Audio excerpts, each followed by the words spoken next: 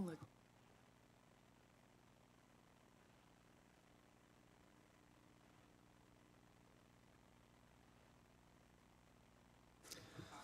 Two-minute warning, council, and anyone else here?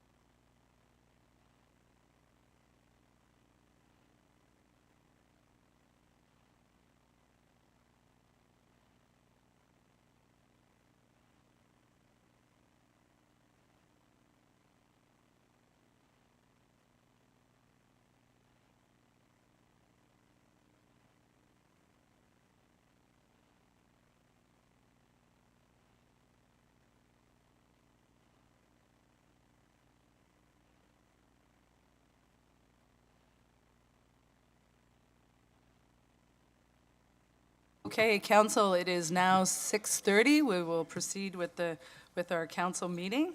Thank you to everyone who's joined us. We are at staff reports number 7 in the agenda, the Community Engagement 2024-2026 staff tabled budget. We've already had the delegation, and we are, I don't know, Carrie, if you wanted to recap anything that you said earlier, or if you just want to ready to go to questions. I'm happy to take any questions council has. Okay, so thank you very much. So council questions for staff around the community engagement for the staff table budget. Go ahead, Councillor Freeman. Sorry, it's not really a question, but I did want to make an amendment to the recommendation, if I could, for council to consider. So I wanted to thank staff for all the work that you did to host the public engagement sessions and to receive feedback since that time, because I know it's continued to come through the door. And you're right, Carrie, like after the article was on the front page of the Record on Saturday, council has received an extraordinary number of emails from citizens saying, look, I didn't fill out the survey, but it matters to me to invest in things like bike lanes and climate change, and to continue to advance this work of the city.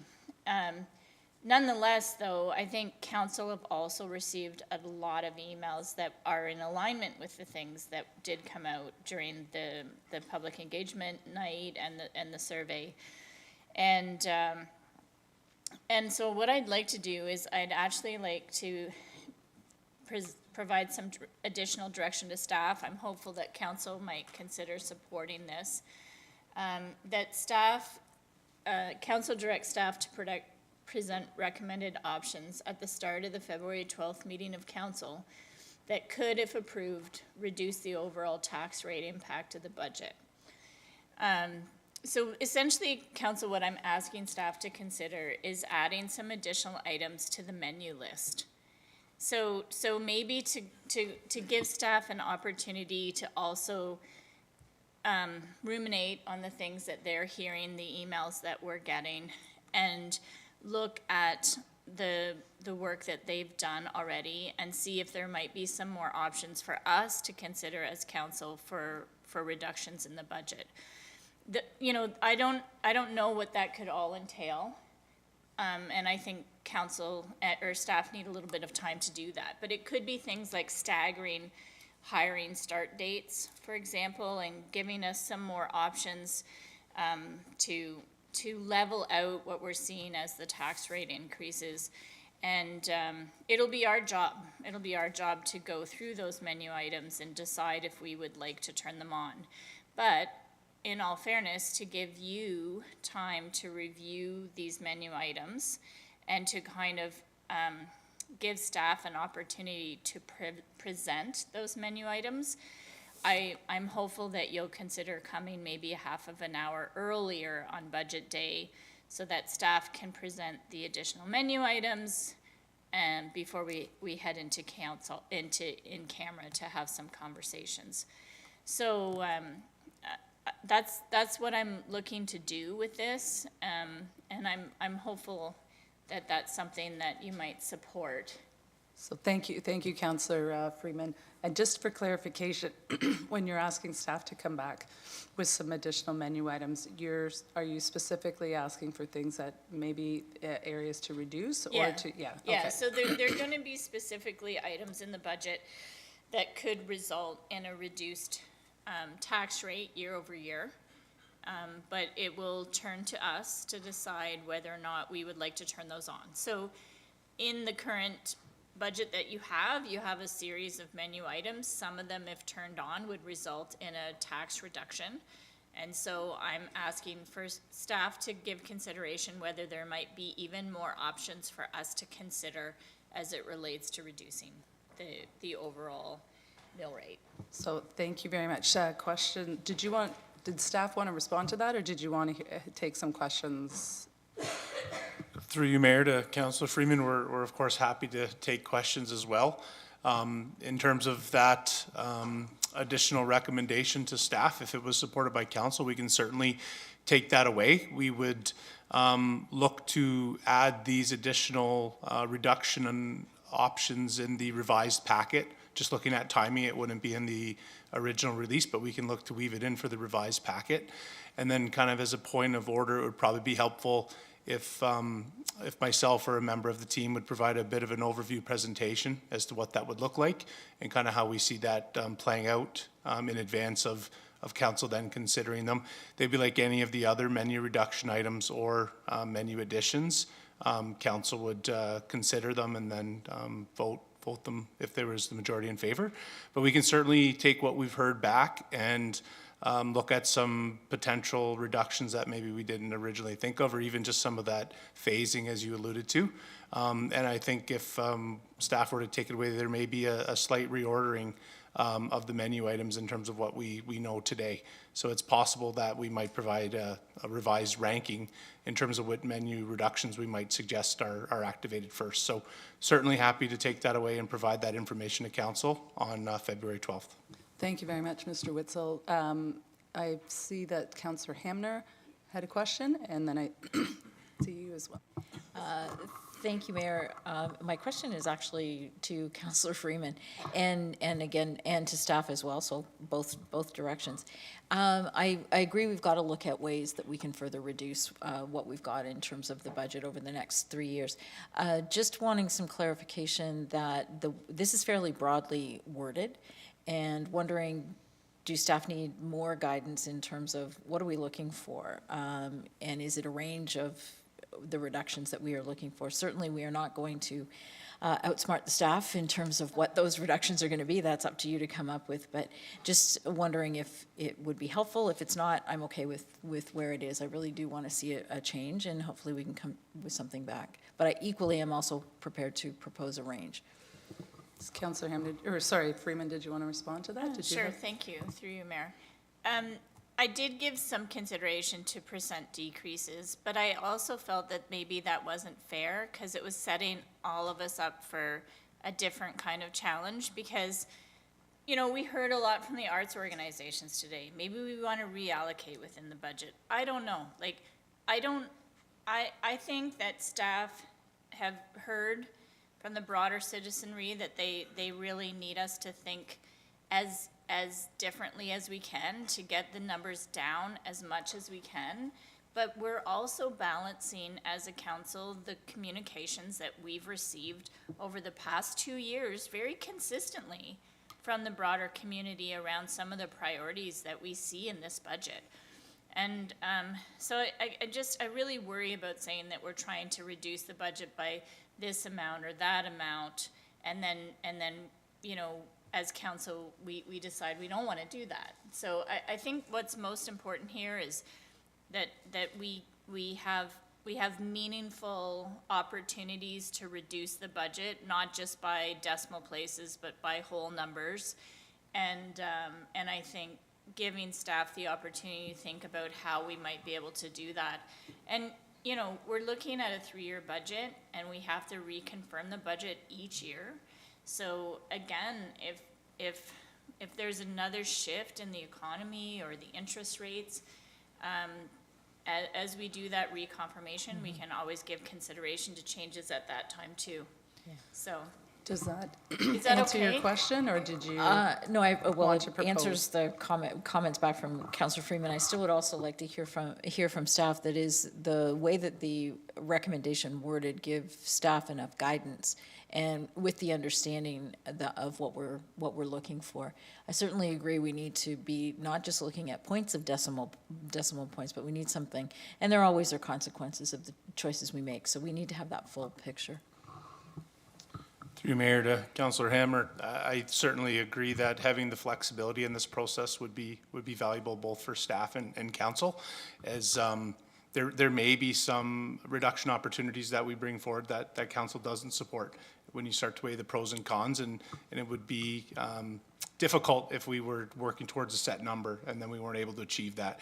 And then if you refer to the arts and culture investment that we talked about earlier, if we're not able to fully offset that through creative solutions, and council makes a decision to add a little bit there as an example, again, having a fixed target would kind of be a bit of a challenge. So if council's in support of the wording, giving that flexibility, staff certainly have clear direction to take it away. What we'll be bringing back is reduction opportunities. We won't be bringing forward any additional menu increases.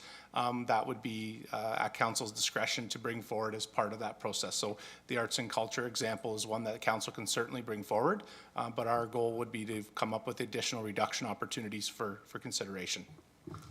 Thank you, that's good. Thank you, Brad. Thank you, Councillor Hamner. Councillor Rowe. Through you, Mayor. This is for staff, Brad. I'm just curious for my own understanding, sort of how this would look then. In terms of budget items that we're looking at now, is that something that we can expect will be a direct match in menu reductions, or are you just going to sort of figure that out? Through Mayor, Councillor Rowe, I'll say it could be a mix of both. Obviously, we're going to have a little bit of homework to do in the next couple of weeks. It could be, as an example, there's an item in the budget that we would say, okay, maybe this needs to be lower. Maybe we can't get there as quick, or there's some investments and we're going to recommend maybe a longer phase-in period. And then there may be just some things that are flat-out reductions, like we can't do them right now, ultimately for council to consider. So in terms of a process, I think what would be valuable or helpful is if staff were to kind of come up with these items, share them at the beginning of the meeting to give council that context, and then we'll consider them like we would normally when we get to the menu section. But what probably would help us is if we consider the menu reduction items first, before we consider any menu additions. And the reason that we might recommend that is then council would kind of know where we're able to take the staff tabled budget to a reduced number, and then anything that was being added after that would just kind of increase the final percentage. So it would be a different process to what we've done in the past, where we would take reductions first and then consider menu additions after, would be the recommendation that we might make given this new information. Thank you very much. Did you have a follow-up? No? Okay, Councillor Bassick? Oh, sorry, I thought, did you have your hand up? Councillor Hanmer asked my question. Oh, okay, thank you. And then Councillor Hamner.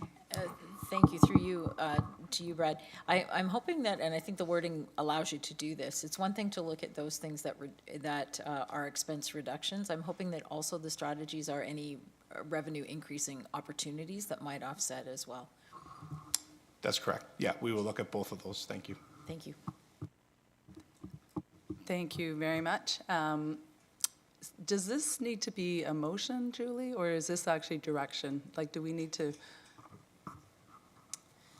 Natalia has placed on the screen in front of you the additional wording that was provided by Councillor Freeman, so embedding it within the initial staff recommendation with that direction to staff would be permissible at this point. Okay, so we don't need to vote on it, or we do? You We do, do, yes. okay. It's along with, we've just combined it with the original recommendation, which was to receive the report as information.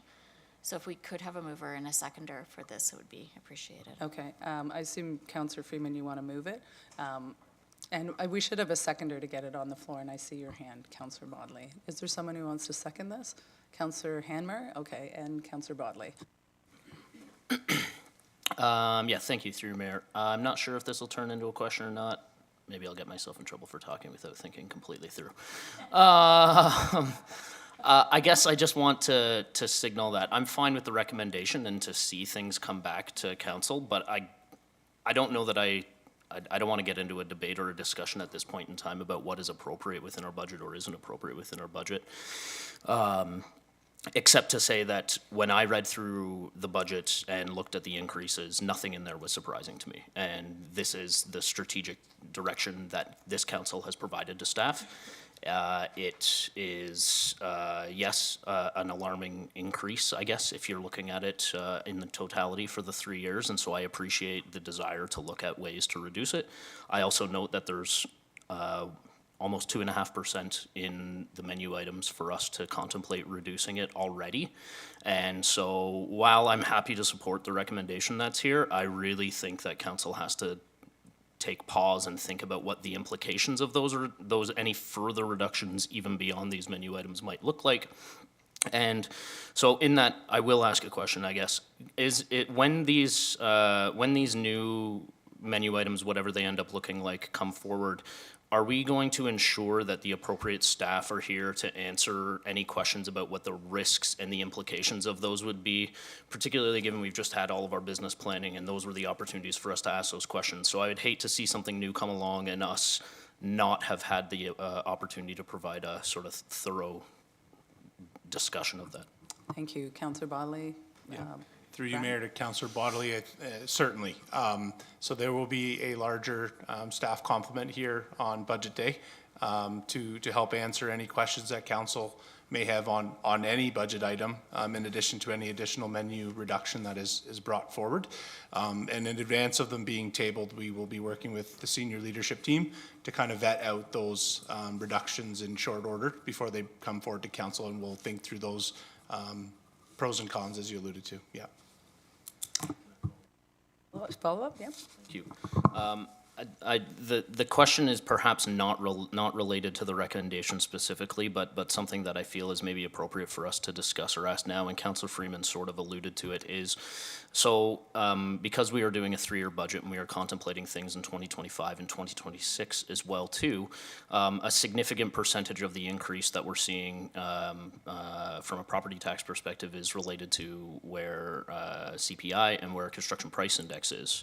And when I think of the construction price index in particular, I know that staff and council have had to contemplate our policies around the construction price index, given the sort of crazy fluctuations that we've been seeing over the last couple of years in particular, to try and bring that in line. And I guess as we look our eyes towards 2025 and 2026, if the construction price index was to significantly drop, even if it wasn't necessarily in line with what our 5-year rolling average is it possible that when we are being asked to reaffirm our budgets for 2025 and 2026, that we could reconsider the amount that we are putting into CURF and CARF and CRF, given that, you know, in that theoretical world, construction prices have come down and we are probably overstating our capital budget at that point in time? Do we have the opportunity to do that? And is there something in advance that staff needs to see from a direction perspective from council to to ask staff to make sure that that's coming back to us as we are making our decisions for 2025 and 2026. And before you respond, Brad, thanks, Councillor Bodley, for raising that. That's certainly something that I've raised with staff, and I mean, I think we all realize that when we look at the budget, the budget was created at a time when inflation was higher certainly than it is even 2 months ago. So, I mean, that is something that is embedded in the budget and may change over the coming year to 2 or 3 years. So certainly that's something that I think we do need to keep in mind as, you know, us as council and staff, but certainly the community as well. But go ahead, Brad. Through you, Mayor, and I get to your question as well, and then to Councillor Bodley's question. It's definitely something we can include in the confirmation reports, as you alluded to.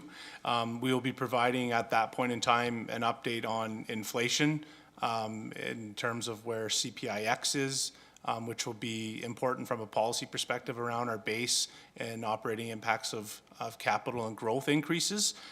Service level increases and increased investment in infrastructure by policy will continue to be over and above inflation, but we certainly need to provide that context as part of the reconfirmation reports.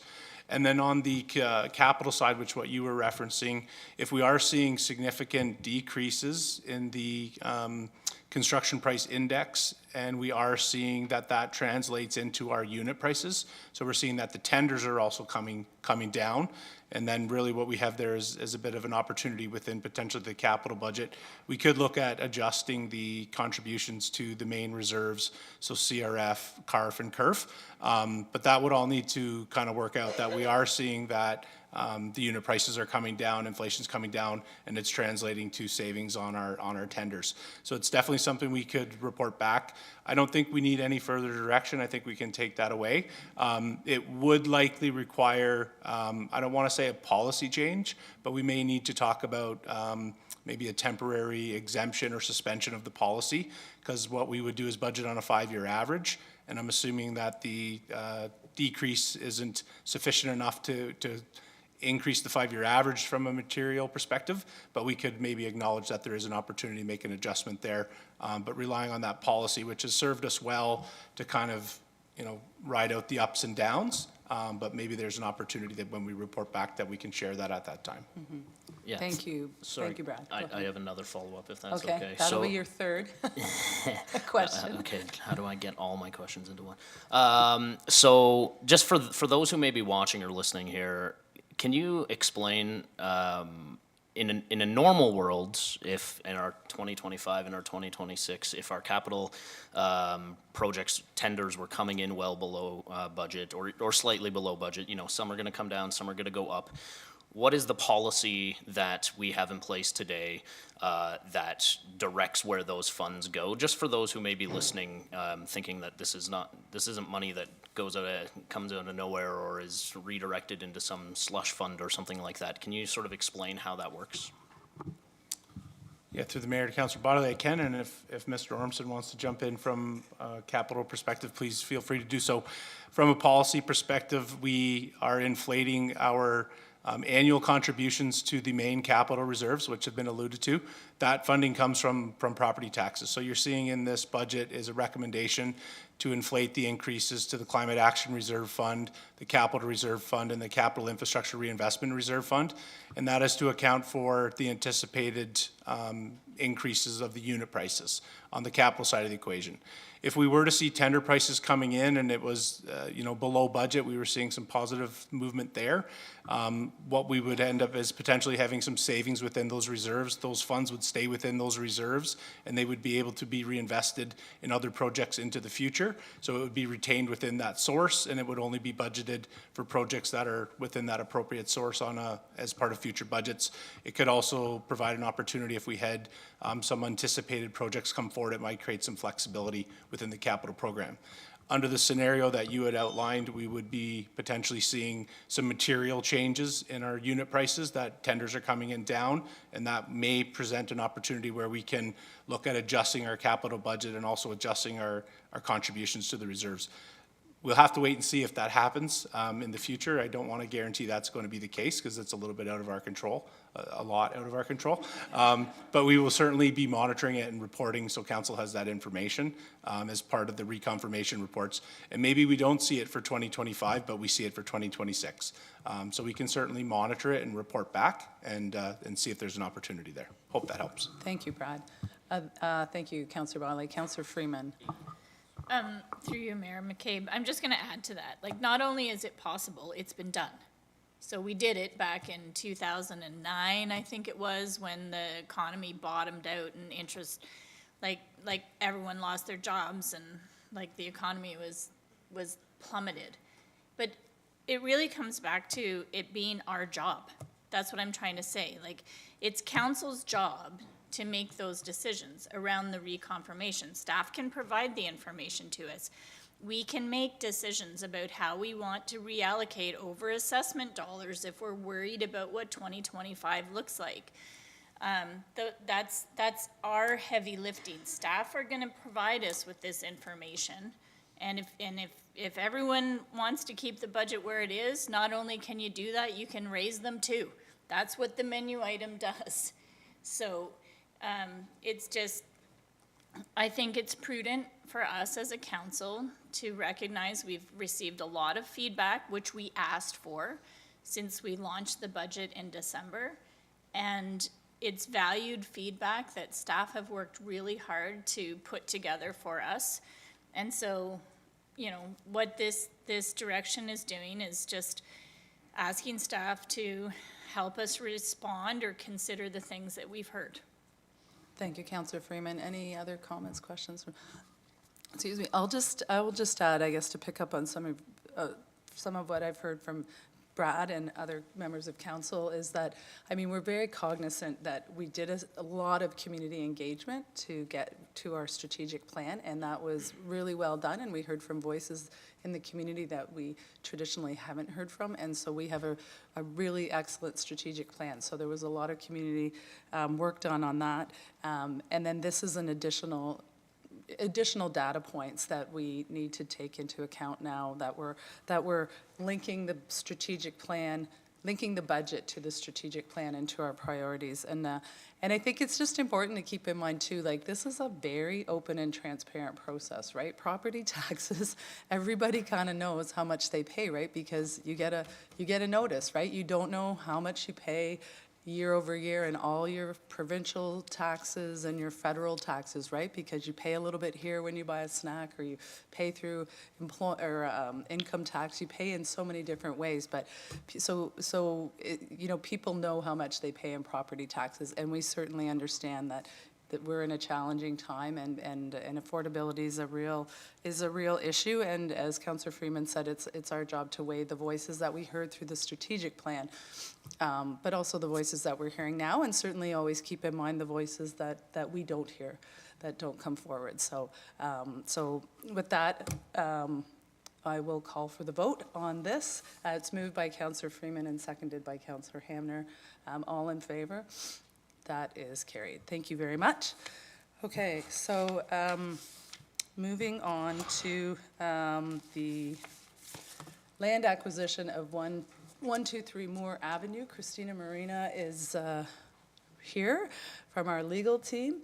I don't know, Christina, there's no presentation, but did you have any opening remarks? No? Okay. Council, do you have questions about this land acquisition?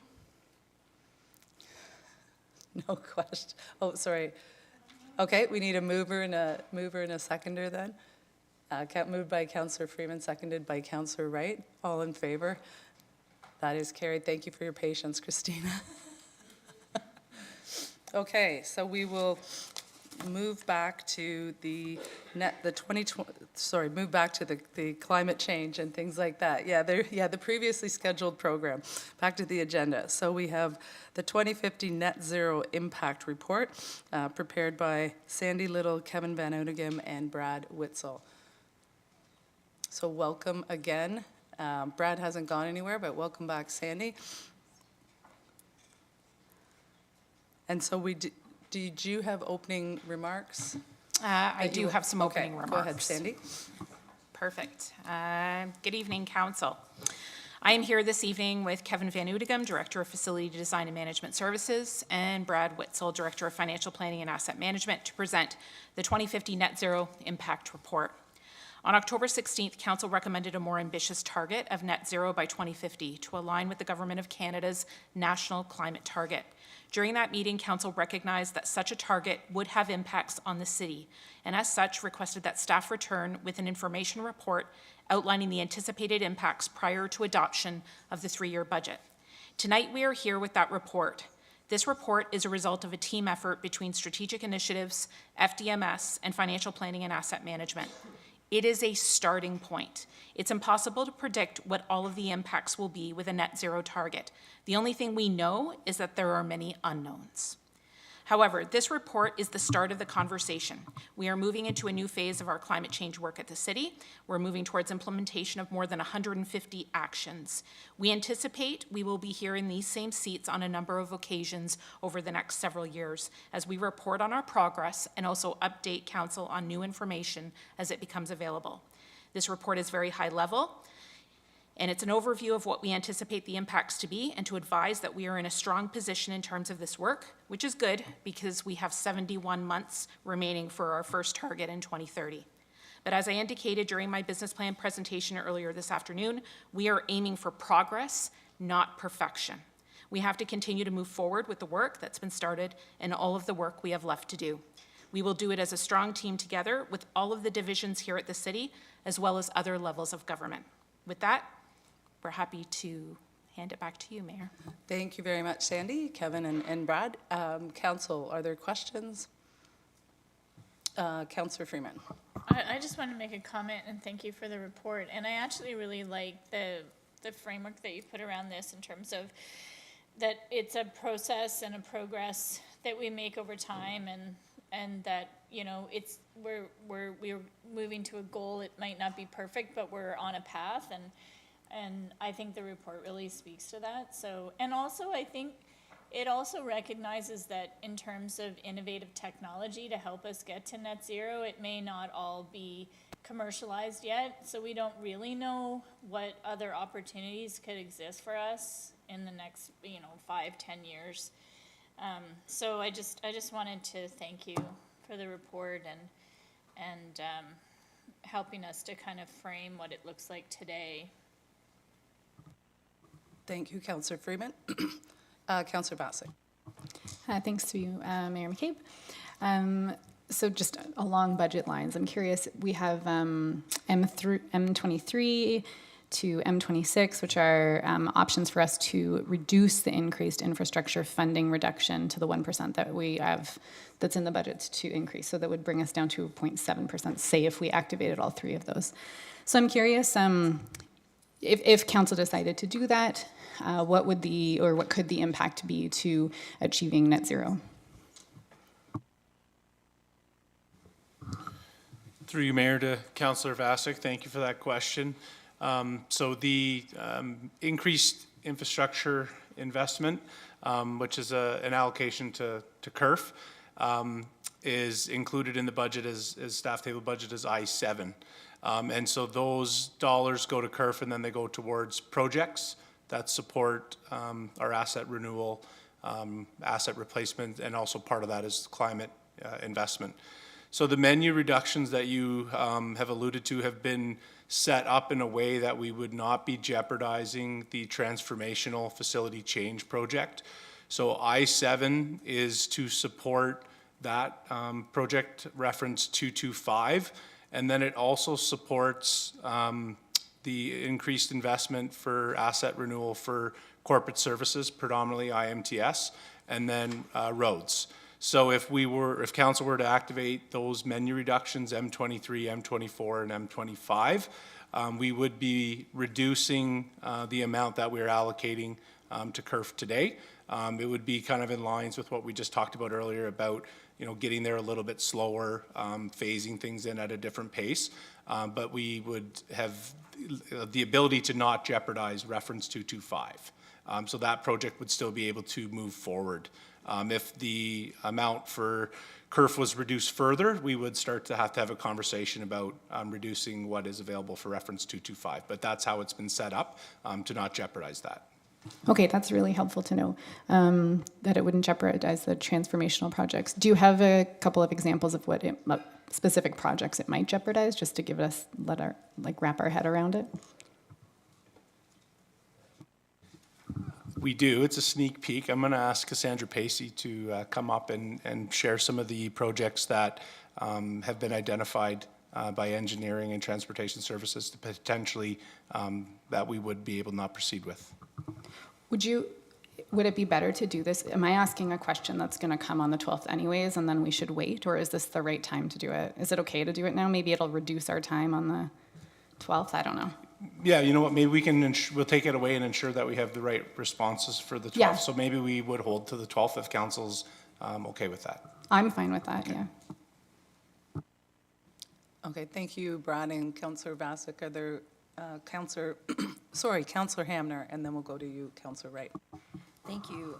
Thank you. Through you, Mayor, to Sandy, I think my question is more to you, and it's regarding measurement. And you and I have had a little bit of a conversation about it, and it's great. I love the report and the updates that you've given us. It's a lot of words, though. And if we really do want to keep an eye and track on it, is there some way that we are going to be able to see what's measurable and see how the progress is made, whether that's, sort of dashboard? I'm not sure what you've got in mind with it, but I think that would be helpful and something that helps keep us with our focus on it. And I really liked your statement about this really being a journey, and it's not perfection. We need to be making progress. So I encourage us to look at how we can best monitor that. Just your thoughts on how that's going to play out. Sure. Through the mayor to Councillor Hanmer. Really good question, and it's one of the items that we've identified as a critical now step that we need to take right now. And you're absolutely right. It's great to have targets and goals, but it's really, really important that we measure how we're moving towards that. Less important in terms of, I think sometimes in the past we viewed goals and targets. If we didn't reach them, we were failing. Right? So we want to make sure that we can course correct, we can redirect when we need to. So one of the things that strategic initiatives will be doing on an annual basis is reporting on our progress as part of our annual sustainability and climate change report that Anna Ristic, our senior sustainability officer, will be bringing forward on an annual basis. So as part of that, we'll be reporting on where are we right now in terms of our targets, and we'll make sure that we come up with a visual that's easy so that there's not so many words, but more around this is where we're at in words, but also having that visual representation of this is how far we've come. It'll allow us to work really closely with our staff in financial planning as well, so that we are aligned in terms of budget processes as we move forward. Do we have to put more in, place A versus place B? So it allows us to do that. In addition to that, we also work closely with our external partners, so Sustainable Waterloo Region and Climate Action Waterloo Region, to track our progress when it comes to projects and strategies like Transform. We have a new dashboard that we have specifically for Transform, so not for Core Cap or our Corporate Climate Change Adaptation Plan, but specifically around Transform, and that's available to the public. And that's something that we're populating on a regular basis in terms of where are we right now in terms of all the actions that we've been identified as lead, supporter, collaborator on. And then maybe what I'll do is pass it over to Kevin just to talk about the GHG reporting and how we do that on a regular basis as well. Thanks, Sandy. And so on a regular basis, we do report annually on our greenhouse gas emissions reductions. And actually, Scott, our energy program manager, is here tonight as well. And he and I will be bringing forward a report shortly to council just to give that annual update on how we're doing from a greenhouse gas perspective. But we do like our ECDM plan every so often as well. And so that we do measure the hard numbers in terms of greenhouse gas emissions as well. And we can present that at any time to council. Thank you for that. I think it is important for us to be able to see the impact of the initiatives that we've taken, and recognizing that there could be some that really get us far along, and there could be some that, well, we thought it was a good idea, but it just didn't transpire. And I think it's important for us to be able to see all of those things, because that will beget new ideas and new direction. So I appreciate you taking the comments into consideration and look forward to seeing the monitoring reports. Thank you. Thank you, Councillor Hamner. Councillor Wright. Thanks, through you, Mayor. Yeah, it's really encouraging to see this report, and there's some language in there that I think between that and the core cap, which we'll get to, but the idea of right-sizing things and focusing on efficiencies, but I think even more so than that, it's about getting the order of operations right, so that we're ticking off the things that are the low-hanging fruit, or the items where we have the tools that they're off the shelf right now. Knowing that there are community partners like the University of Waterloo under Amelia Clark's research project, where they are developing tools that will be able to help us do this in a better way going forward. So I just have one point of clarification, and I'm actually confusing which report this is in, so you'll have to forgive me for this, but in one of the reports it says that our corporate emissions account for 1% of the overall community emissions. And I just wanted to clarify whether that is Waterloo as a community or the Waterloo region. Through you, Mayor, to Councillor Wright, it's Waterloo region. So our community emissions, when we report on them, is Waterloo region as a whole. So all the area municipalities as well as the region. So that's our corporate emissions are less than 1% of that overall community emissions. Okay, thank you for that. And just to follow up to say that I think we have to be very careful about our positioning on this, because 1% to the general public feels like a small amount and a huge amount of effort. And part of that has to be about what the total benefits of those reductions are to the community broadly. And there's health benefits, there's air quality benefits. It really piles on. So just noting that as we go forward, that we have to really think very carefully about how we're communicating it. Thanks. Thank you, Councillor Wright. Other questions from council? Just a quick one from me. I was just wondering if you could clarify, in point 3 of the recommendations, it says that council directs staff to continue formal advocacy related to environmental sustainability and climate change initiatives, et cetera. I'm just wondering if you could explain a bit more what the formal advocacy part you're referring to. Sure, to you, Mayor. So maybe what I'll do is I'll get Mallory Ament to come forward. She's our government relations assistant, to provide a little bit more color to my response. But I would say, just to start out, that the government relations and advocacy is really critical to this next phase of work. As I've mentioned before here at Council, Core Cap is kind of that final piece of our policy framework. And so now we're moving into a new phase of this work, and we're moving into implementation. There are a lot of actions that we're responsible for implementing, and that's where it's a little bit of a challenge in terms of identifying what's the impact, what's the amount of work here. But one thing we definitely understand is we cannot do this work alone. We need to work with our area municipalities. We need to work with the provincial government. We need to work with the federal government. This is a full hands-on deck approach. And so government relations and advocacy is really key to this work. And then there's also the internal component as well, in terms of working with all the divisions so that it better positions us to take advantage of grants and things of that nature. But maybe I'll ask Mallory if she has anything further that she'd like to add. Thank you, Sandy. Welcome, Mallory. Thank you, and through you, Mayor.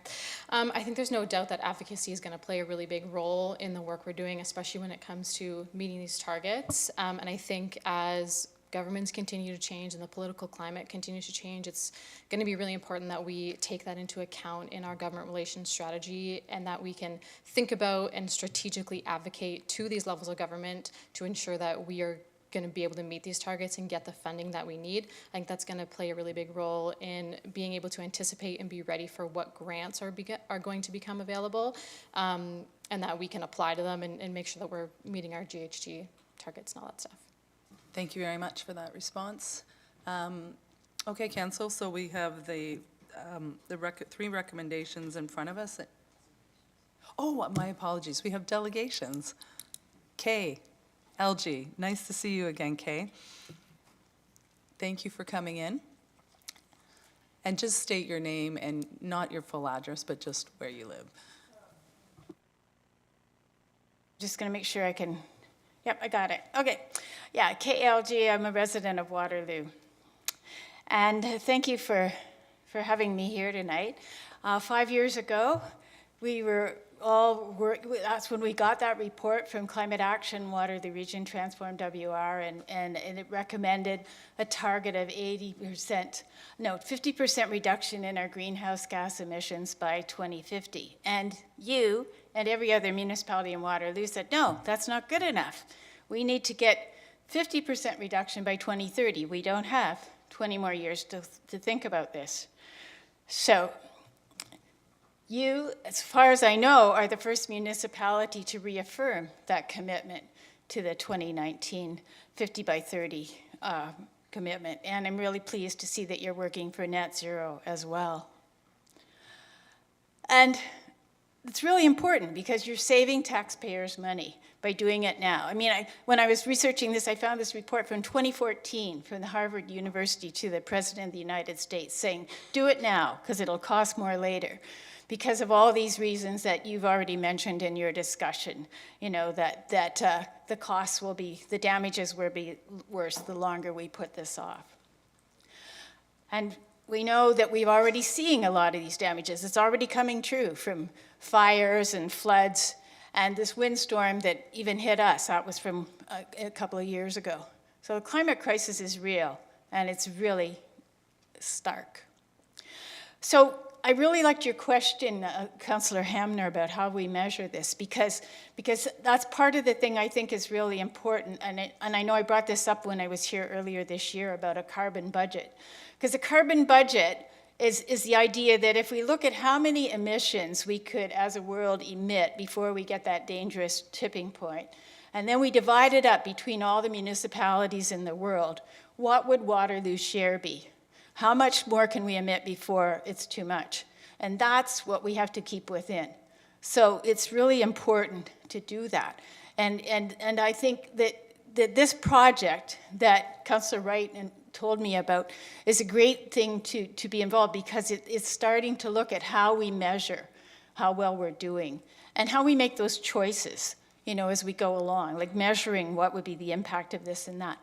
Because every time I'm at Committee of Adjustment and a demolition comes up, I say, I wish I could ask them to consider the carbon impacts of this.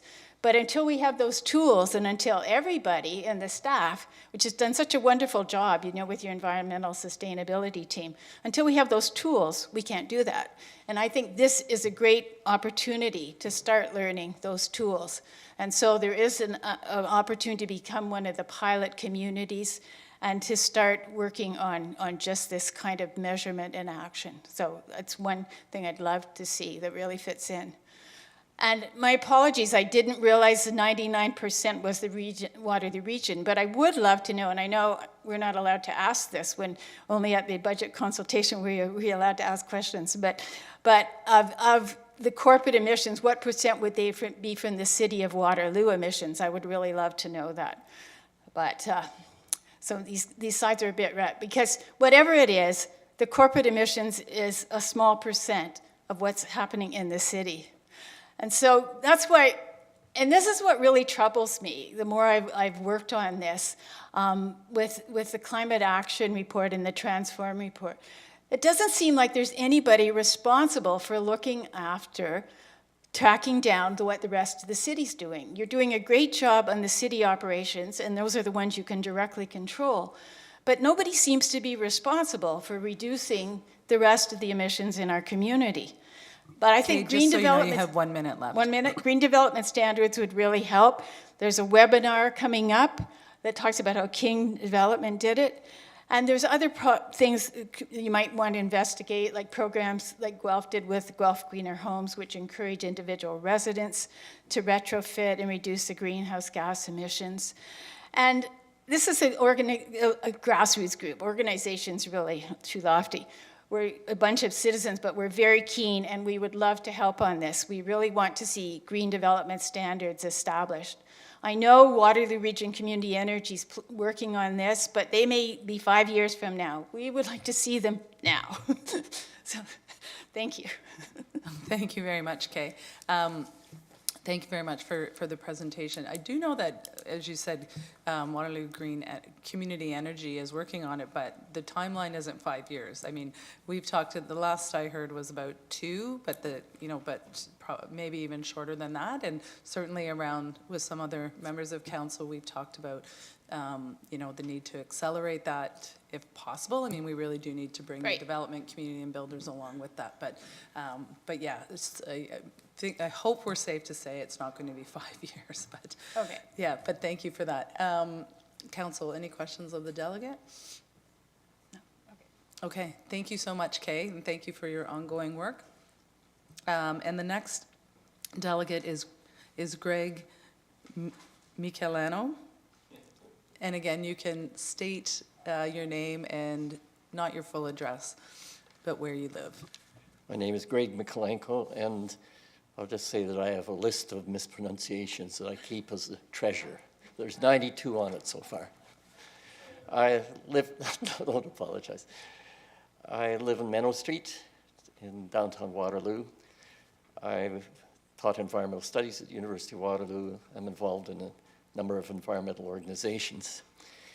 And I think sometimes it's really useful to find successes from the past and try to figure out why they were successful. For instance, 30 years ago, there was a projection that water consumption would be so horrid up here that a $2 billion pipeline to Lake Erie would have to be built. And through a lot of very easy measures, replacing toilets and doing this and that, and getting people to culturally decide that they're not going to water their lawn all the time, per capita consumption's decreased by about 55 or 60%, and $2 billion has been saved. And so I'm sure that there are happy stories from the past, and you're going to be creating some new ones. And from what I've heard tonight, I think you're well on the way. I thought I would read, people have concerns, is there enough of a climate of acceptance? The powerful forces are working against letting us do the necessary things in climate change. I came across a very interesting article in the magazine Corporate Knights. That's a high business journal of people who are interested in tackling environmental issues. And their cover had, "Make Conservatives Green Again." So this was an article, The Right Thing to Do, by a conservative named Scott Gilmore. There's a habit amongst politicians on all sides of the political spectrum to judge a policy not on its merits, but on its lineage. If it was born on the other side of the aisle, it is unlikely to receive support, especially in regard to the issue of climate change. Our inability to find a way out may end up being Canada's greatest tragedy of the 21st century. At first, we conservatives argued that climate change did not exist. Then, drowning in data, we retreated to it exists but is not man-made. After that, we fell back to it may be man-made but it is not necessarily harmful. As global climate disasters increased, we retreated to, okay, it is bad, but there's nothing we can do about it. This brings us to today, as a conservative movement takes one more futile step backwards and declares, fine, something must be done, but it would be too expensive. It is possible that in the very near future, we'll finally reach the terminal phase of this debate and announce, in face of the catastrophic costs of not doing anything, we clearly could have afforded to do something, but now it is too late. As conservatives, doing something should be our highest priority. And I would like to give credit to Lynn Wollstonecraft when she became mayor in 2000. She had run for the Conservative Party for federal parliament. And one of the first things she did was organize a 2-day workshop on environmental matters, and I attended, and a lot of other people did.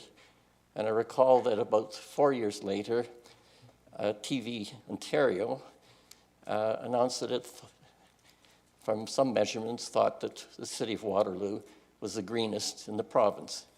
So you have good work to look back on, happy memories from that. Make sure that you carry forward and don't be afraid. Stick your necks out and we'll back you up. And on the matter of recognizing the work of voluntary organizations, Sustainability Waterloo was mentioned. Well, about 6 weeks ago, the AYR, the Air Farmers Mutual Insurance Company. Greg, you've got about 30 seconds. Okay, left. I'm just going to mention that they decided to set up a fund to give donations to NGOs, and they asked the school-age children of their policyholders for suggestions of who they should go to, and Sustainable Waterloo was one of the 4 that was chosen. So it shows that the culture is developing very nice for the kind of partnerships you can build. Thank you very much, Greg. I'm just going to check with council to see if there's any questions or comments from council. Thank you, seeing none, but thank you very much for reminding us that Waterloo has had a long history from Mayor Lynn Wollstonecroft, and I think Mayor Joan McKinnon, who started our Trails Network, and I probably shouldn't start this because I'm going to miss someone, but yes, thank you very much for presenting tonight. So we have the recommendations on the table, and we need a mover and a seconder for it. Moved by Councillor Hamner, seconded by Councillor Wright. All in favor? That is carried. Thank you to everyone who presented, the delegates, and to staff.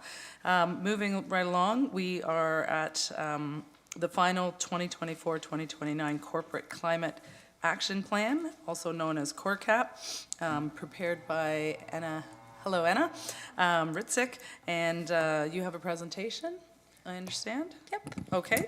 So close, Ristic. Ristics, pardon me. We'll join on the trend of names that get Yes, mispronounced. yeah, it hasn't been a good day for me. No worries at all.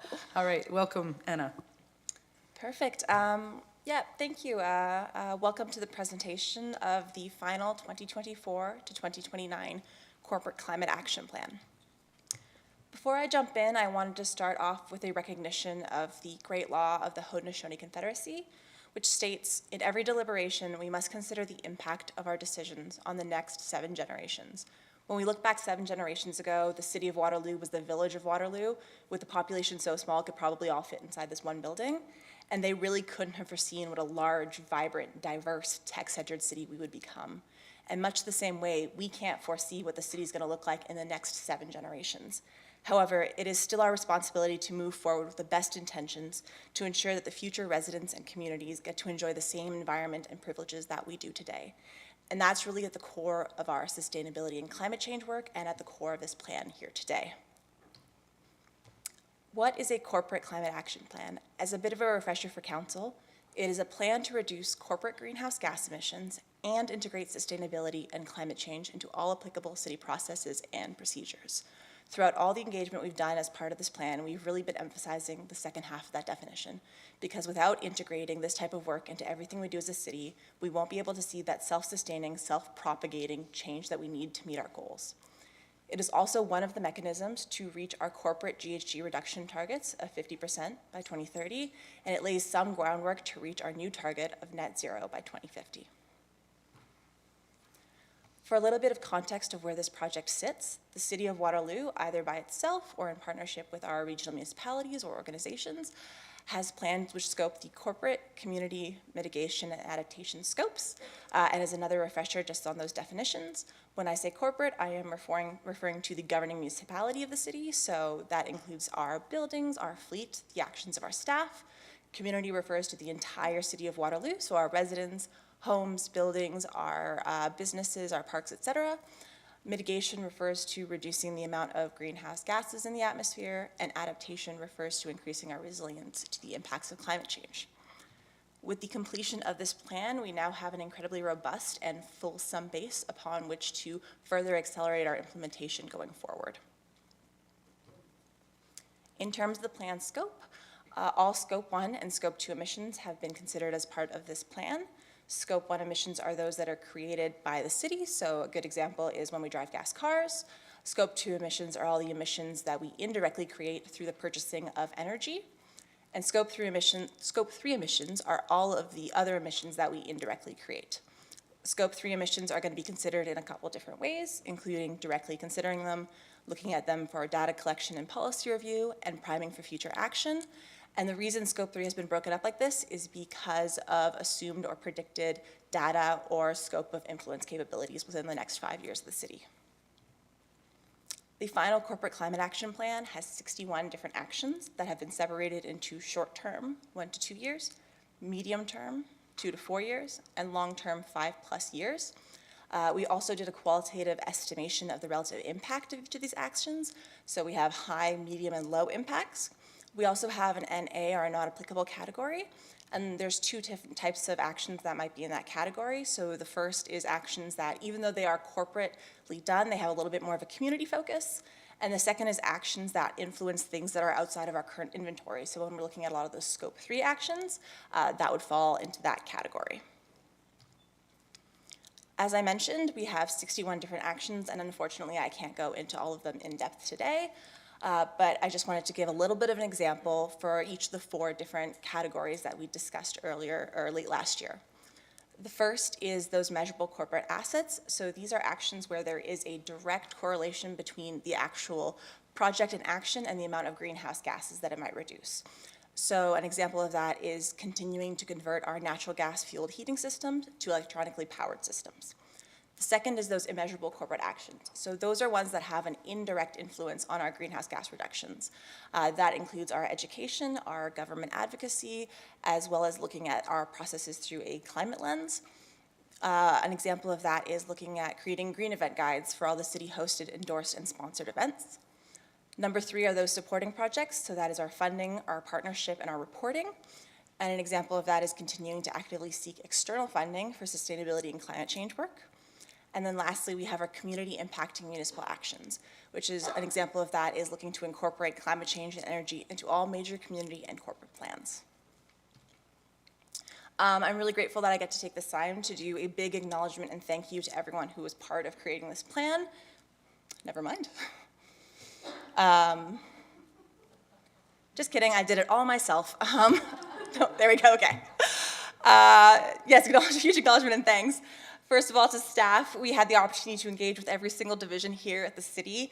And so huge thank you to everyone for their patience, their time, their willingness to learn, their willingness to share, their willingness to review. It could not have been done without them. Also, a big thank you to our community partners, especially Climate Action Waterloo Region and Waterloo Region Community Energy for lending us their expertise.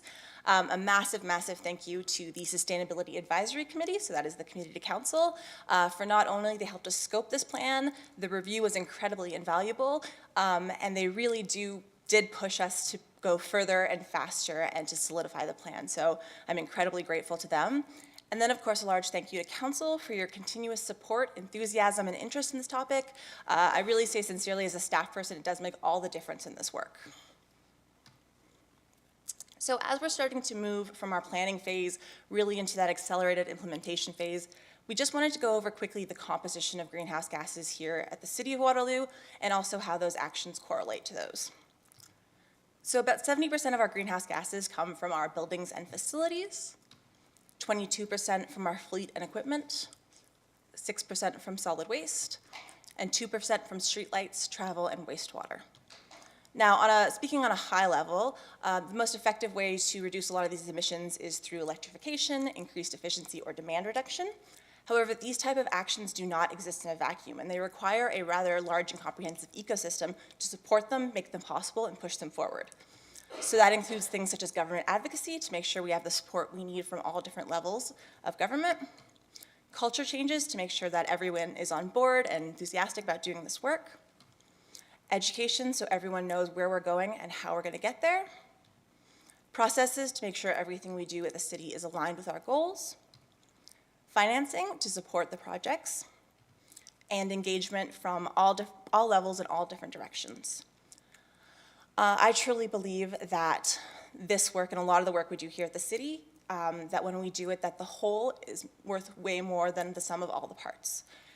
While we were creating this plan, a big aim was to be able to create this ecosystem of all these actions so that they can work together and they can build off of each other to create that really large self-sustaining change that will get us not only to our 2030 goals, but then also build up to our 2050 goals and potentially beyond as well. In terms of next steps, following subjective, I should say, to council's approval, we will begin immediate implementation of this plan. We do have a couple existing projects that we are going to continue in this space. We will also begin to prioritize and plan for the next 5 years in these projects. For all of the core cap actions, we will be doing annual reporting on our progress beginning in 2025. That will be part of our annual sustainability and climate change plan that comes in the spring of every year. And we will really be continuing with our engagement efforts, not only with staff, but also with our community energy partners, our partner municipalities, our community groups and nonprofits, our school boards and post-secondaries, and of course, our residents.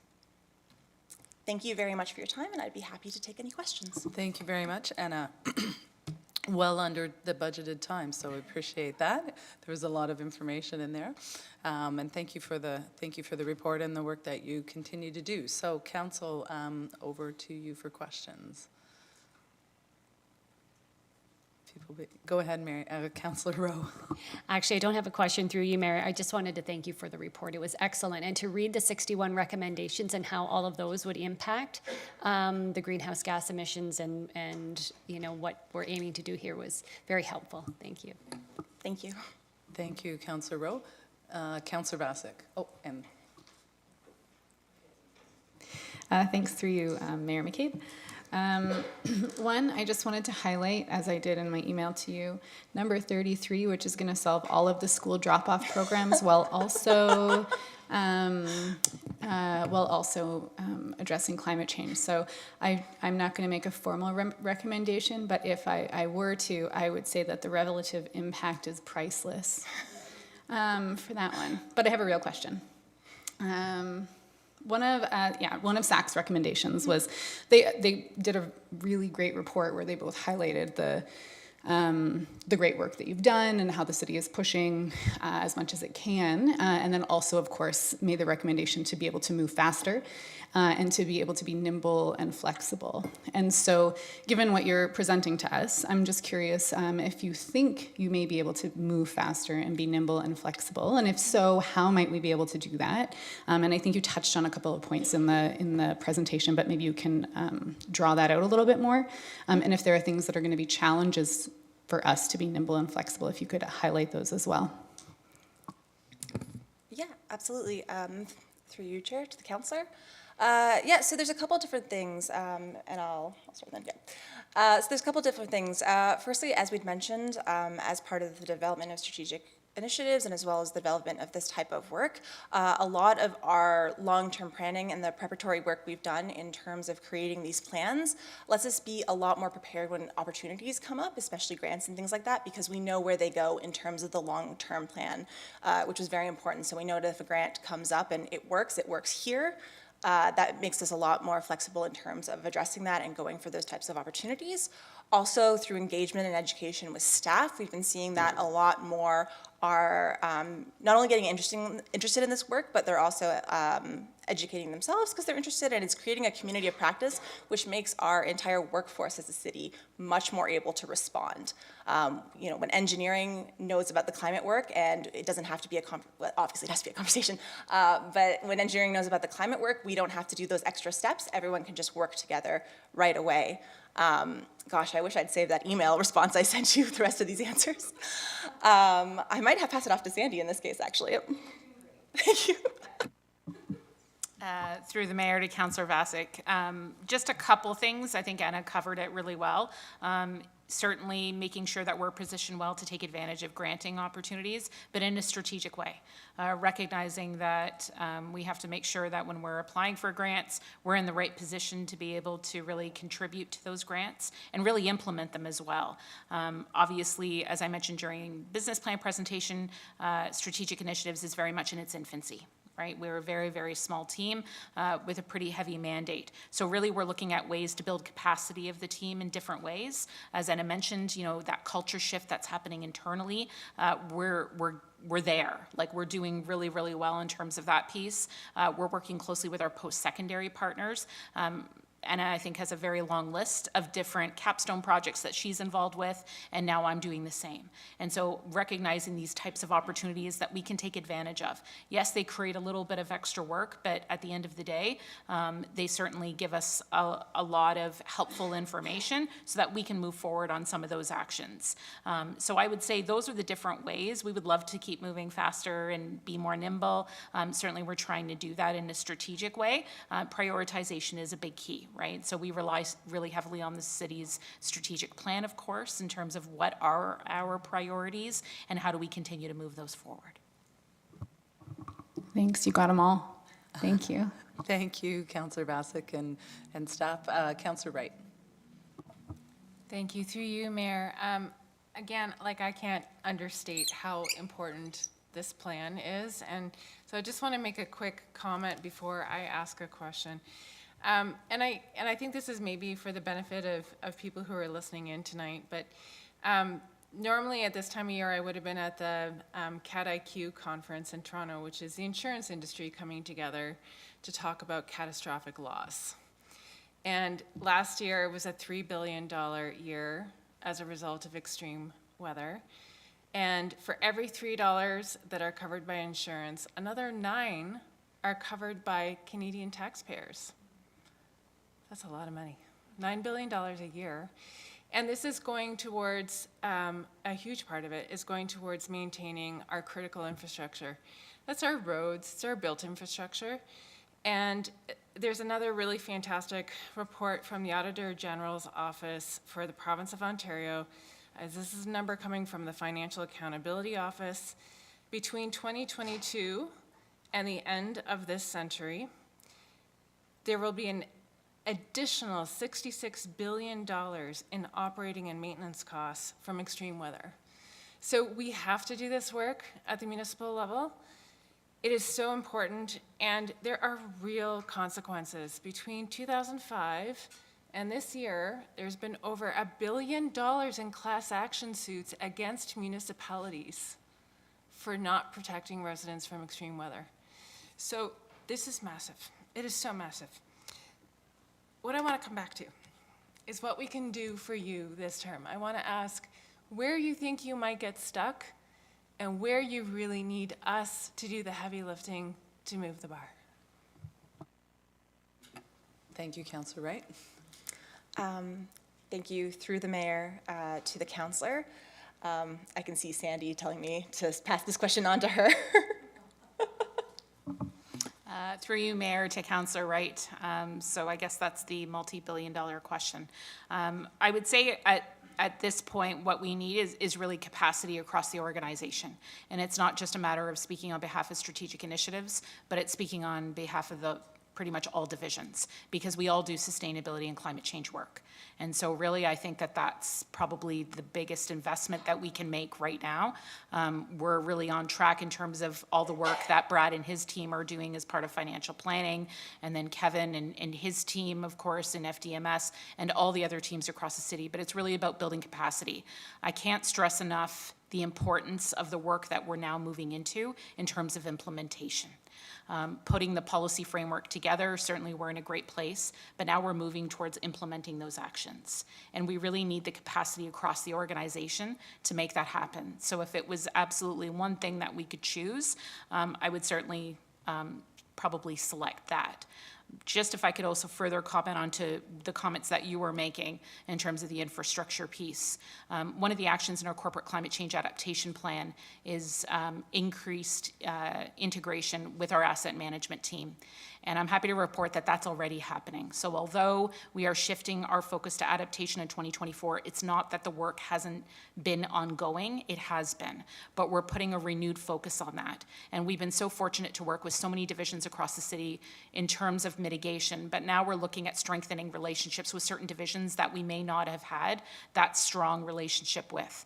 And so the asset management team led by Cassandra Pacey, we've been working really closely with that team. We're actually taking training right now in terms of integrating climate change into asset management. So the culture shift is there, the want from staff is there. We just need to build capacity across the organization to make it happen. Thank you so much for that. I think that's really what I needed to know. Thank you, Councillor Wright, and thank you for that response. Other questions from council? I just had a couple. Excuse me. I'm just curious, and I really do appreciate the report. It's really helpful to see that. I'm just wondering, you know, when you say about getting progress rather than perfection, because it's so difficult to find full EV vehicles in that right now. Like, is there a consideration of going to hybrid in the short term so that we can start that shift a little bit earlier? Just again, knowing that some of these vehicles are hard to source. I'm wondering if you're thinking of like even things like e-bikes and cargo bikes for staff to use for, you know, I don't know, trail maintenance and things like that. Like, or do they, you know, are you thinking of some of those other options as part of the work ahead? Yeah, absolutely. Yes, absolutely. So through you, Chair, I'm gonna just, so I don't get the numbers wrong, I'm gonna pass that forward to Ms. Bell from procurement. Through you, Mayor, to yourself. Yes, we do consider that. So every time a vehicle comes up for replacement or if there's an expansion unit, we look at the technology that's available or we look at options, not just at price. So a couple of examples, or an example, recently we bought a crane truck. And so the crane truck itself is powered by diesel, but there's a plug-in component of the truck that's used for the hydraulics. So that's run off of a battery, and that powers the AC and the heat and the hydraulics, as well as any external accessory tools. So it's a little bit of a hybrid in a different way. We just have to make sure it's suitable for the operations. E-bikes, we actually have 2 e-bikes on order for municipal enforcement. They recently retrofitted a bike they already had into an e-bike, and transportation is using an e-bike for their sidewalk inspections. Okay. So we look at options as they come available. Okay, thank you very much. I think it's important to be as creative as possible with some of these. And another question I had was just, I know there's a lot of work that has to happen in facilities, but beyond the energy retrofits, are there other materials and other components that will help bring down GHG emissions that we should be considering? Yes, thank you to you, Mayor. I'll start this question and then I will pass it off to Kevin. I just wanted to make a quick note that as part of the core cap, a lot of the embodied emissions, for example, are not considered in part of our emissions inventory because they're considered scope 3 emissions. So as part of the core cap, we do have actions to look at what as a city we're going to define as under our purview versus not under our purview in that sense, and what we're going to measure and not. So that is something that we are looking to study within the next 5 years. And then otherwise, for the specifics, I'll pass it off to Kevin. Thanks, Anna. So yeah, I think to answer the question, when we look at materials and facilities, we're often focusing in on the insulative properties of the envelope as well as the air tightness. So I think one of the things I would say is an opportunity for us is a lot of the facilities we're looking at retrofitting, for example, like Alban McCormick, are built, 30, 40, 50, 60 years ago and use, 60-year-old technology for their building envelopes. So when we go through and retrofit those facilities, we have the opportunity to use materials such as spray foam or flexible building membranes or triple pane, argon-filled glazing, which didn't exist back then. And so really, when we look at innovative materials, which I think was your question, it's really about allowing us to reduce thermal bridging and air infiltration. And that really does help us sort of reduce the amount of natural gas or electricity that we have to consume as a result. Sorry, thank you very much, Kevin. I've heard of a local company, I think it's TrustCore, that replaces drywall with like wall material that's much more environmentally sustainable and doesn't degrade to the extent that drywall does, but I'll leave that with you. But it's a local company as far as I understand. I don't know if we use them at all, but. I don't think, not to my knowledge, but I think it's, I think to your comment there, one of the things we did look at, for example, with the WMRC project was trying to avoid the use of materials. If there's a potential that a facility might flood, as an example, you know, you probably don't want to use drywall there. It's better to use concrete block or more durable materials. And that sort of speaks to the approach that we're looking at going forward with some of these retrofit projects, as well as, you know, to your point, selecting appropriate materials for the future, where the future may involve more climate events. Okay, thank you very much. And I just wondered also if you could share with us how FCM, our Federation of Canadian Municipalities, and the Association of Municipalities of Ontario, are there opportunities to work with them on some of the advocacy? Do we have staff that are involved with some of those committees, or what do you see or recommend for us from that perspective? I can take that to you, Mayor. Yep, so there's a lot of opportunities that we are exploring in terms of ensuring that we are getting our message out, that we're finding out best and promising practices by working with those types of associations. So we are heavily involved, especially now with our new position, Mallory in the government relations assistant position. That's certainly helped to position us in a more strategic way. We continue to be involved with AMO. We continue to be involved with OBCM, Ontario Big City Mayors as well, ensuring that the climate change and sustainability challenges are voiced. Also, we're looking at working as well with our provincial partners. We know that there's a real push, obviously, for providing housing, but we want to make sure that climate change isn't missing from that conversation as well. So anytime there's opportunities for us to participate as part of consultations, Strategic Initiatives is working closely with Mallory and Legislative Services, and she's also working with a number of other divisions to ensure that that work is continuing to move forward. In terms of FCM, we know that we obviously take advantage of grants, making sure that we're eligible for those grants, and in any new grants that may be coming down the pipeline, we try to be in a very proactive way. We know that there's possible new funding being announced this spring from FCM, so we're making sure that the right players are at the table internally for us to take advantage of that. But we're also working externally as well. We know that we're obviously working closely with Climate Action Waterloo Region because of all the initiatives we have to implement as part of Transform, as well as working with Sustainable Waterloo Region with that community aspect.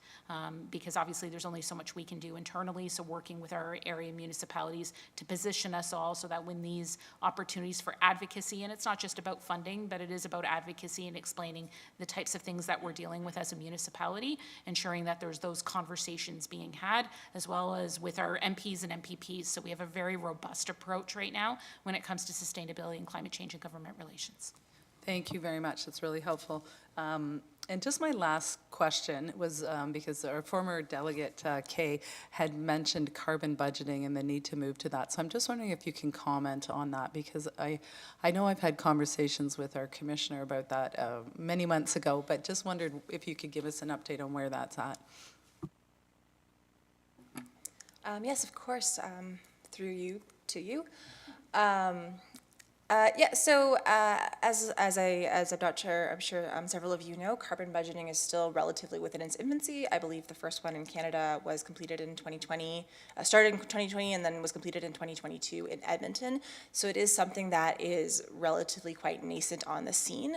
So we have started to spend quite a lot of, we started to turn our focus towards seeing the success stories and the lessons learned from other municipalities in this space. We are connecting with Dr. Amelia Clark from University of Waterloo, who is doing research on carbon budgeting as well, so we can get an understanding of their experiences, and so we can get an understanding if that is the most efficient way for the city of Waterloo to proceed, or if perhaps there is another route that is more suited to the to our individual situation. And maybe if I can just add to that as well to you, Mayor, In terms of carbon budgeting, as Anna mentioned, it's one of the tools. It's not the only tool, but it's certainly one of the tools. You'll notice that in the capital budget, and I'm probably not going to say this reference properly, but reference number 141, there is a request there for funding for a carbon budget. That was placed in as a potential placeholder, just knowing that it was a 3-year budget, and if we decided, if council determined that that was the direction we wanted to go at the time that we kind of present that as an option, we had the funding available as part of that. Just because a carbon budget can be very significant in terms of resources, both financial and staff, so we wanted to be planning in a proactive way. So that is in the capital budget right now. But also it's one of our actions in core cap as well, to be able to monitor our area municipalities. We know that the region of Waterloo is embarking on that exercise. And so it is certainly one of our actions in core cap to evaluate that, and something that we'll be returning to council at a future date. Thank you very much. Are there other questions from council? Seeing none, thank you very much, Anna, Sandy, Kevin, Tracy, for that report. And we have a delegate, KLG, back again. Thanks for coming in, or staying here, okay? Welcome back.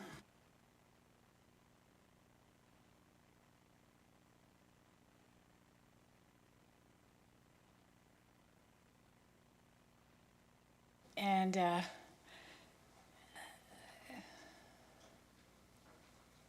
I thought, do I have to do something here?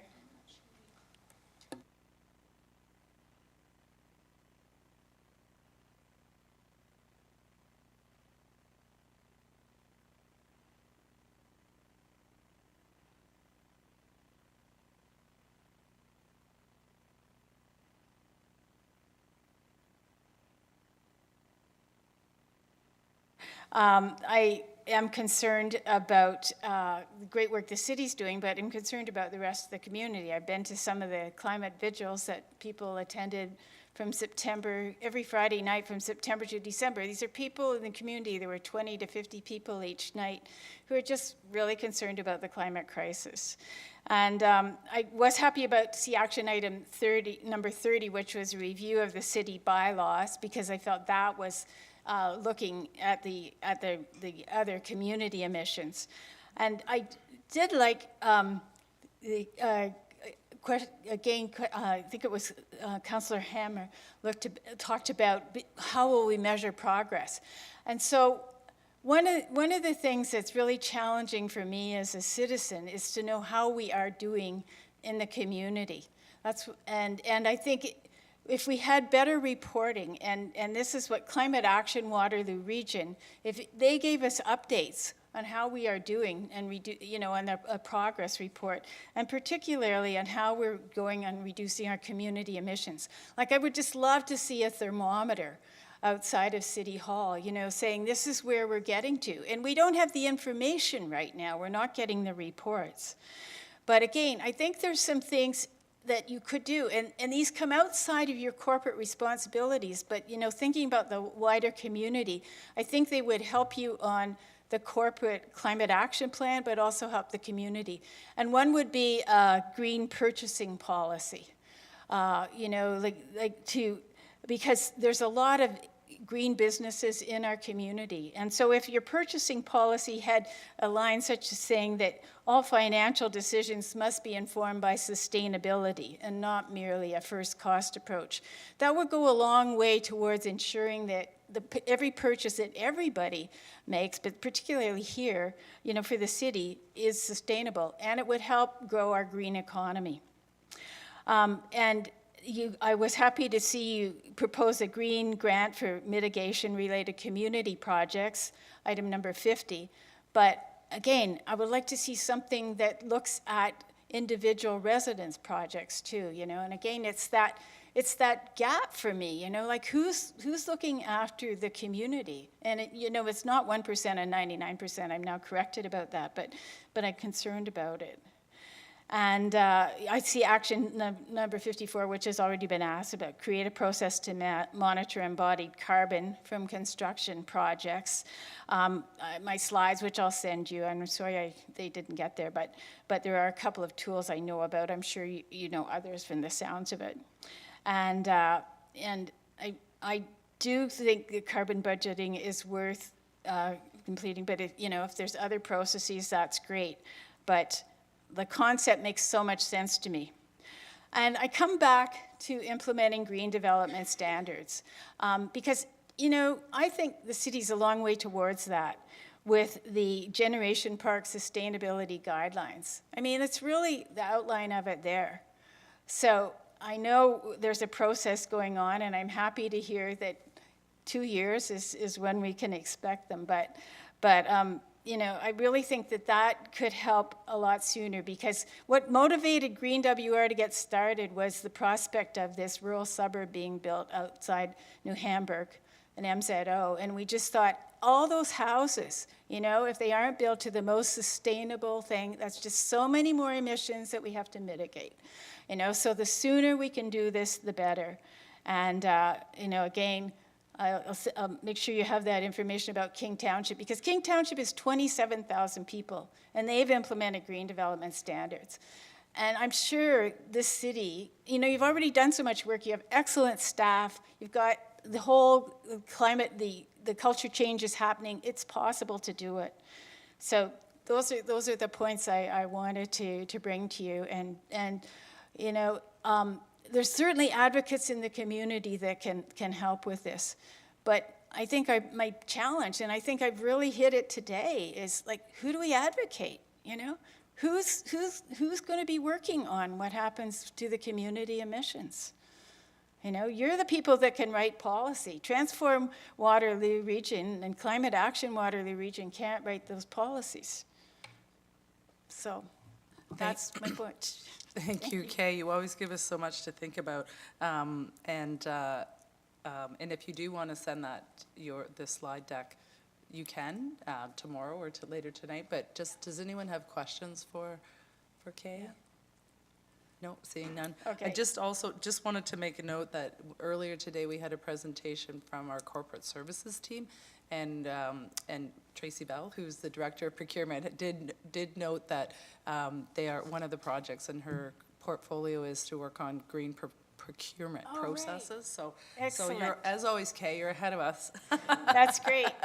No, So, you yeah, were ahead we of me. I missed that part. That's Yeah. great. Excellent. So thank you very much for that. And so council, we have the recommendations, unless there's any other comments or questions. Oh, okay, Councillor, okay. Okay, yep, Councillor Bodley would like to move it with a comment. Oh, yes, who is seconded? Seconded by Councillor Hamner. I'm nothing if not a stickler for process. So I want to thank staff, and I get to that at the end maybe, but the easy part often comes from the people sitting in this chair to start with when we make statements or declarations around emergencies, when we set goals and give that hard work back to staff in the form of creating these plans to help us achieve the goals that we've set here at the council. And we've seen some of those plans come back, whether it's Transform WR, whether it's our climate adaptation plan, and this is another one here with our corporate climate action plan. But it's important to note that these plans come with actions, 61 in this particular instance, and it's also important to note that those actions come with funding requirements and capacity requirements, which were alluded to earlier. And that's when the really hard part comes back to us here at council, to affirm our commitment, to put the money where our mouth is when we made those statements and declarations and set those goals way back that have led to these plans that have come forward to us. And we are starting to see that reflected in our budget. Staff have highlighted a number of operating needs and requirements for us to achieve some of the goals that we've set in these plans, to achieve some of the actions in these plans. We see capital investments aligned with our goals, which were alluded to as well too. And once this plan is codified into the city, there's going to be a continued need for us to invest. And to that end, I just want to highlight the 4 points that the Sustainability Advisory Committee had put forward, which is that they are urging the city to invest more in resourcing to achieve the goals of this plan. So find the funding, find the capacity, to accelerate the plan, to move faster, to make sure that we are quantifying our impact and indeed expanding our scope to things that are not necessarily in the core cap here today. And that's going to continue to be really hard work for staff, for council, to continue to push this forward. And I just want to applaud community advocates. Kay is one, and there are countless others around the community who have urged our council here to do this hard work. I really want to thank the Sustainability Advisory Committee and all of the experts, and I know Anna alluded to how impactful they have been in terms of, shaping the plan that we've got before us here today. And to that end, I also want to thank Anna and Sandy and the team for all of the hard work that went into putting this plan before us today. And I will leave you with the fact that I would also like to urge you to continue to keep pushing council aggressively to implement the actions that are in this plan in the ways that were alluded to from Councillor Wright's commentary and in any other ways as they come forward. So thank you. Thank you very much, Councillor Bodley. That was very eloquent and well stated. So we have a motion on the. I was being serious. I think it really sums up certainly a lot that I was going to say. And oh, okay, he doesn't. Okay. Anyway, yes, I think yeah, I appreciate your comments, Councillor Bodley. Okay, we have a motion on the table that's been moved and seconded. All in favor? That is carried. Thank you very much again to Anna and Sandy and to all the staff involved, Kevin, Scott, all the staff involved with creating this report, and more importantly, the work that's going to be done now on implementing it. Okay, so we're at our 6:30 agenda item now. Thank you everyone for your patience. So we are at agenda number 9, public meetings. We have a formal public meeting tonight to consider, excuse me, the official plan amendment number 46 and zoning bylaw amendment Z22-17 for 309 and 311 Hawthorne Street. And this is in Ward 6, Central Columbia. So this is a formal public meeting. The official plan amendment number 46 and zoning bylaw amendment Z22-17 for 309 and 311 Hawthorne Street. Any persons who want further notice of this application, including the passage of any bylaw, should sign the appropriate register in the binder located at the desk at the rear of council chambers. If there is more than one binder, please make sure you're signing the appropriate one.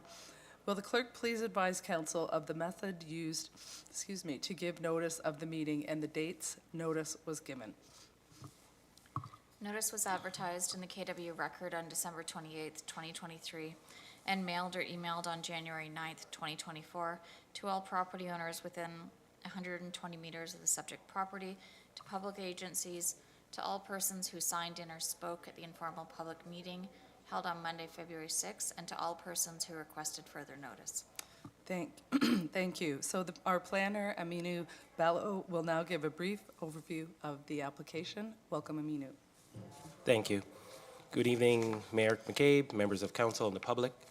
This is a formal meeting for official plan amendment and zoning bylaw amendment application for the lands known as 309 and 311 Hawthorne Street. As it pertains to these applications put forward by the applicant Quinn Yan Hoon Investments Limited, represented by, and they're here tonight, by Marshall Smith of KLM Planning. Here we have a location map of the subject property. It's located in the Northdale neighborhood on the west side of Hawthorne Street, between Spruce Street and Hazel Street. The site measures 0.15 hectares in size, and it's a consolidation of 2 lots, each containing a single attached dwelling. In terms of surrounding uses, to the north and west is the Waterloo Collegiate Institute. It's currently an institutional use. And south and east of the subject property, we have single attached dwellings. Moving on to some site photos here. This is photos taken on December 15th of 2023, just to give you an idea and context of the existing dwellings on the site. Moving on to the building elevations. Here we have building elevation on the north side if you're looking directly from Hawthorne Street. In terms of the applicant's proposal, 6-story apartment building is proposed containing 55 dwelling units, and within those 55 dwelling units are 80 bedrooms, inclusive of, in support of 20 parking spaces, 38 bicycle parking spaces, and 215 square meters of amenity space. Additional building elevations here showing the south, west, and north facade, again to give you a context of the built form and the materials proposed for this development. Here's a conceptual site plan.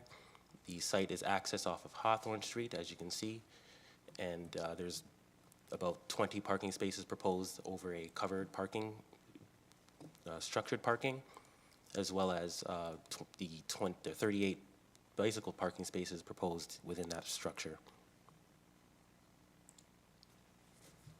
In terms of the policy framework, the official plan, the special policy area 45 as per the Northdale, and this designation is low density residential, which permits apartment buildings at a maximum density of 250 bedrooms per hectare and a maximum building height of 6 stories. In terms of the zoning bylaw, the property is zoned holding Northdale Residential 6, which permits apartment buildings again at a maximum density of 250 bedrooms per hectare at a height of 21.5 meters. In terms of the applicant's requests for the official plan amendment, they're proposing to establish and create a special or specific provision area, also known as an SPA, to increase the density from the required 250 bedrooms per hectare to 535 bedrooms per hectare, which would equate to 80 beds, where 37 beds would normally be required for the permissions under the OP.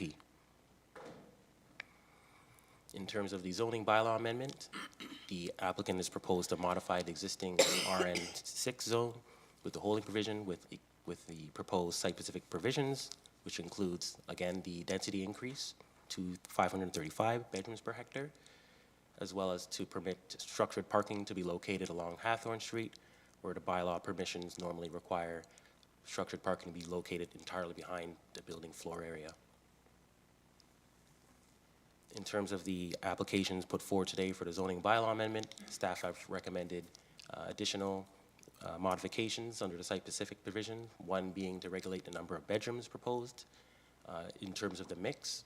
So the mix is identified in front of us here being 1-bedroom units being no more than 35, a maximum, or 63% of the total bedrooms proposed, whichever is lesser. A minimum number of 2-bedroom units shall not exceed 15, or such as 27%, excuse me, and a minimum number of 3-bedroom units shall not exceed 5, or 9%. The intent of these site-specific provisions are to regulate the number of bedrooms in terms of community benefit and to provide a mix of bedrooms to cater to a variety and different demographics and household sizes and incomes. And lastly, staff also recommend modifying the holding provision to require a stationary noise study. The reason being the dwelling includes a mechanical penthouse on the top, and for this reason, staff is recommending a stationary noise study under the holding provision, which could be addressed at the site plan stage.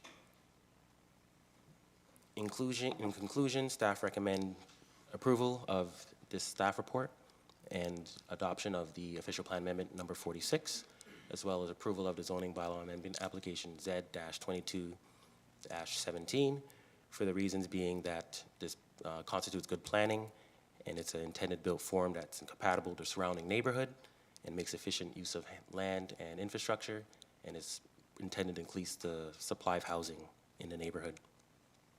Thank you, and be happy to answer any questions. Excuse me. Thank you very much, Minu. Council, do you have some questions? Councillor Rowe. Through you, Mayor. Thank you so much for your presentation.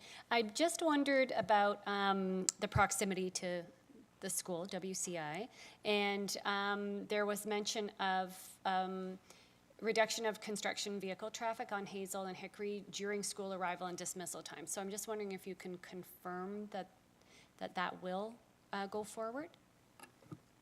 Through the chair to Councillor Rowe, so recognizing this is an official plan amendment and zoning bylaw amendment application, those parameters are more dedicated or devoted for the site plan level review.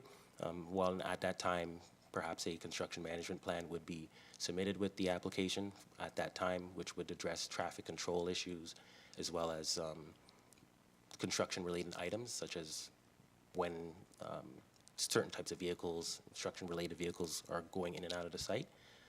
Does that answer your question? Yes, thank you. And then I'm thinking that my second question regarding the fence at the request of the school board, is that site plan as well? Yes, that is correct. So that is a site plan related item. So the school board did review this application. They did advise of those same parameters, that a privacy screen will be required and it will be secured at the site plan stage. Thank you. Thank you, Councillor. Are there other questions? Councillor Freeman. Through you, Mayor McCabe. Is it the region asking for the holding provision for the noise study? Through the mayor to Councillor Freeman, yes, that is correct. So the region does review noise studies, and that recommendation to modify the holding provision to include a stationary noise study was recommended by the region. So does that mean it's gonna have, right? Does that mean it has to come back to us to lift the holding provision? Well, under this application, it's just for the official plan amendment for the density and permissions as well as site specifics. So there will be a second application that needs to go forward before site plan to lift the holding. So it can be lifted at site plan, it doesn't have to come back for zoning? Sorry, I couldn't hear what you could. So I it can couldn't be hear that. lifted with site plan, it doesn't have to come back here for zoning? Does have to come back here for zoning? Just to add some clarity, so there has been delegated authority through OPA 44, where if it's the will of council to delegate that, then that could be done through a internal, like a staff report, or it could be at your will to come back to council to lift the holding. Thank you. I mean, I see Mr. Sorry. Cotter. Sorry, I see Mr. Cotter sitting there. Did you want to respond? Yeah, through you, Mayor McCabe, to Councillor Freeman. The application before council this evening does not include removal of the holding, the existing Northdale holding provisions. So as those items are excluded from the application, a future submission will be required. And through that, it could, in theory, come back to council, or it could be dealt with through the planning office, through the delegated authority, as Mr. Bello indicated. Thank you, Joel. Did you have a follow-up, Diane, or Councillor Freeman? Well, I guess it's just, you know, we're often criticized around black, like red tape associated with applications. Here we are saying that we're okay with the density, which is really the biggest piece of this puzzle.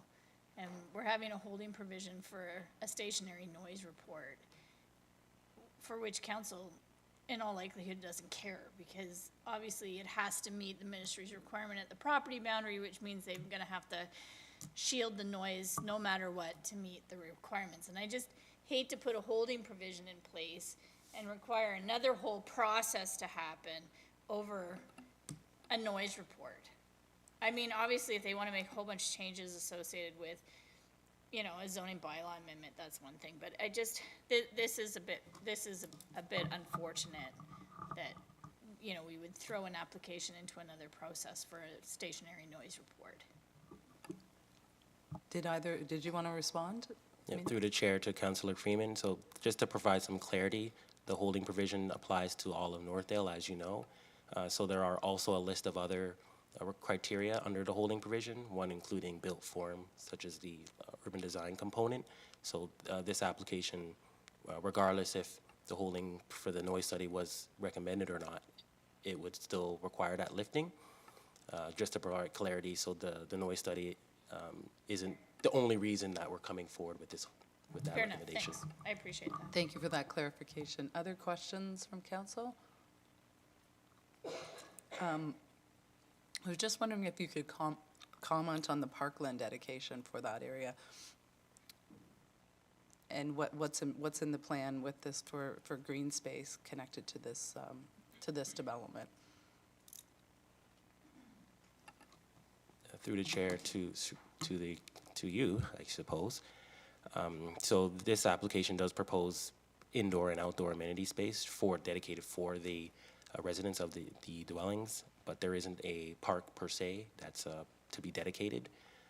There are opportunities around for residents to use park spaces that are existing, but just to answer your question straightforward, at this point there isn't any park space proposed, but at the site plan stage there is opportunity for cash in lieu and parkland. Thank you very much. Councillor Wright. Thank you. Through you, Mayor, which raises the question of, so in the landscape plan, the trees are removed for construction. Are there any street trees planned on this site? It doesn't look like it in the drawings. The applicant has submitted a conceptual landscape plan as part of their submission. There are rows of trees. I don't have the liberty of showing the plans here right now along the southern property boundary. But given that this property is maximizing the built form, there are trees that are going to be removed as part of the application, and there are provisions in our requirements that allow for 1-to-1 tree replacement ratio for trees that are removed. Just as a follow-up, are we considering tree replacement on the WRDSB side? Through the chair to the councillor, the tree replacement ratio would only be on the subject lands, so it would be the property that's subject to application here today. I wonder if that's a question for staff more broadly, though, like in this context. And as has been clearly communicated in the correspondence with WRDSB, that site is quite impacted because it's the only green space, really, I mean, other than the new park coming online. But it is receiving all of the overflow of the density in that neighborhood, and they're feeling it. And so I'm just wondering whether that's something that we would consider in the future, is to invest more broadly in the tree buffer and other kinds of green amenity in that neighborhood related to that adjacency. That may be part of the urban tree strategy, or at least for consideration through the urban tree strategy. I don't know, Mark, if you want to comment on that. I can surely comment on that. Yeah, so thoughts through urban forest strategy, as well as our relationship with the school boards and different initiatives. We can take that away and just have thoughts on, like, how do we support that as Northdale advances, working with our colleagues in IPPW to see what can be done on that adjacent site as maybe further applications come forward. So we'll take that. Thanks, that'd be appreciated. I mean, the mayor and I have been there on a very hot day when there is no shade in that schoolyard, and there certainly is a case to be made for more buffer with the residences that are coming right up to the property line. So it's something to consider for sure. No, absolutely, absolutely. Any other questions from council? Okay, seeing none, thank you very much. Thank you. Thank you very much. So I'll now ask any registered delegations to come forward. And I know there's Marshall Smith, who's an associate with KLM Planning Partners. Welcome, Marshall. Thank you for your patience tonight. No, thank you very much. I'm glad to be here with you this evening, and it was an interesting agenda leading up to this point, actually, so I'm glad to have been here. Again, Marshall Smith of KLM Planning Partners. I'm here on behalf of Qingyang Investments Limited. They're the owners of 309 to 311 Hawthorne Street, and I guess, I'll try to scope my presentation not to have a whole lot of duplication, as I know you've all been here a lot longer than me today. So just as far as location and context goes, I think this was well covered off on by the last presentation, but the site is very well situated among, I guess, several bus routes, also within walking distance to the Ion LRT, that's to the west. The University of Waterloo is also to the west, and to the south is Wilfrid Laurier University. So the site is very well positioned transportation-wise to take on increased density as is proposed as part of the official plan amendment. We also covered off on this in the previous presentation, but the low density designation in Northfield does permit up to 6 stories, and that's what's proposed as part of these applications.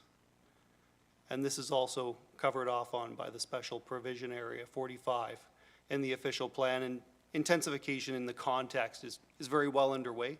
I would say that, you know, there's a range of buildings from 4 to 20 stories that are within the walking distance of this site as well, and development in this area is continuing in line with the municipality's official plan direction.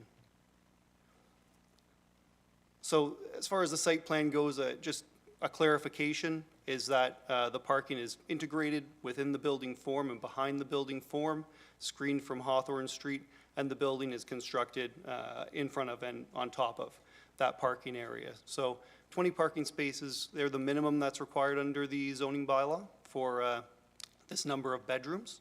And I should mention that underground, the 38 bicycle parking spaces provided are nearly twice the amount that should be provided for minimally for a development with this number of bedrooms as well.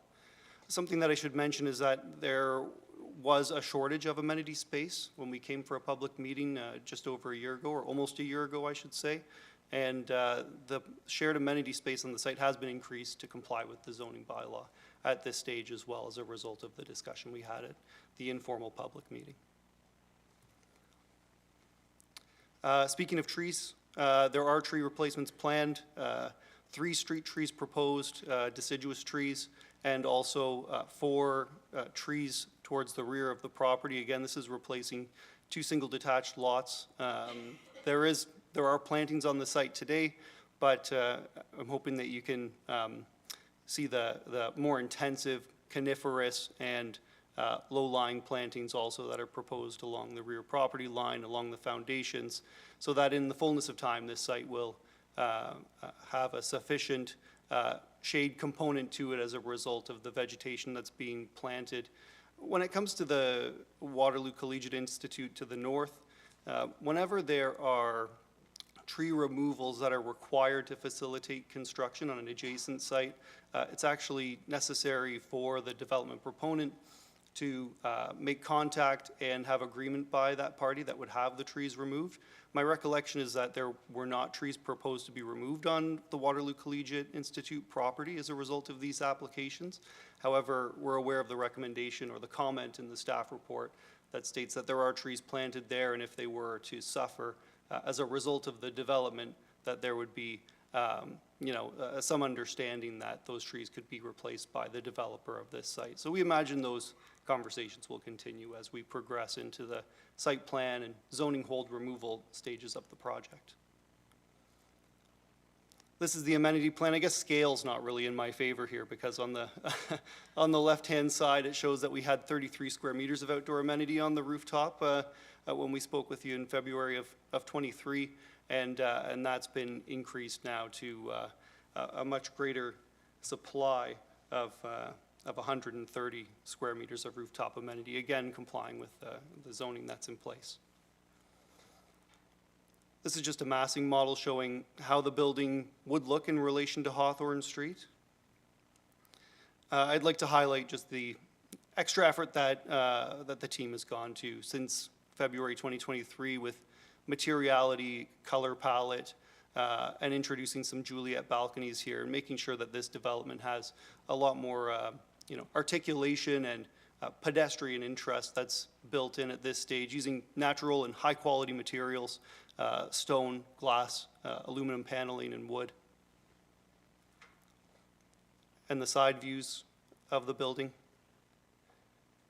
And again, if there's anything I've missed or any questions you have, I'm here and happy to help. Again, Marshall Smith of KLM Planning Partners, and I've got contact information up there for myself and Connor Ferris of our office, who's assisted with these applications. Thank you.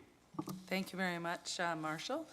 Council, are there questions of the delegation? Go ahead, Councillor Rowe.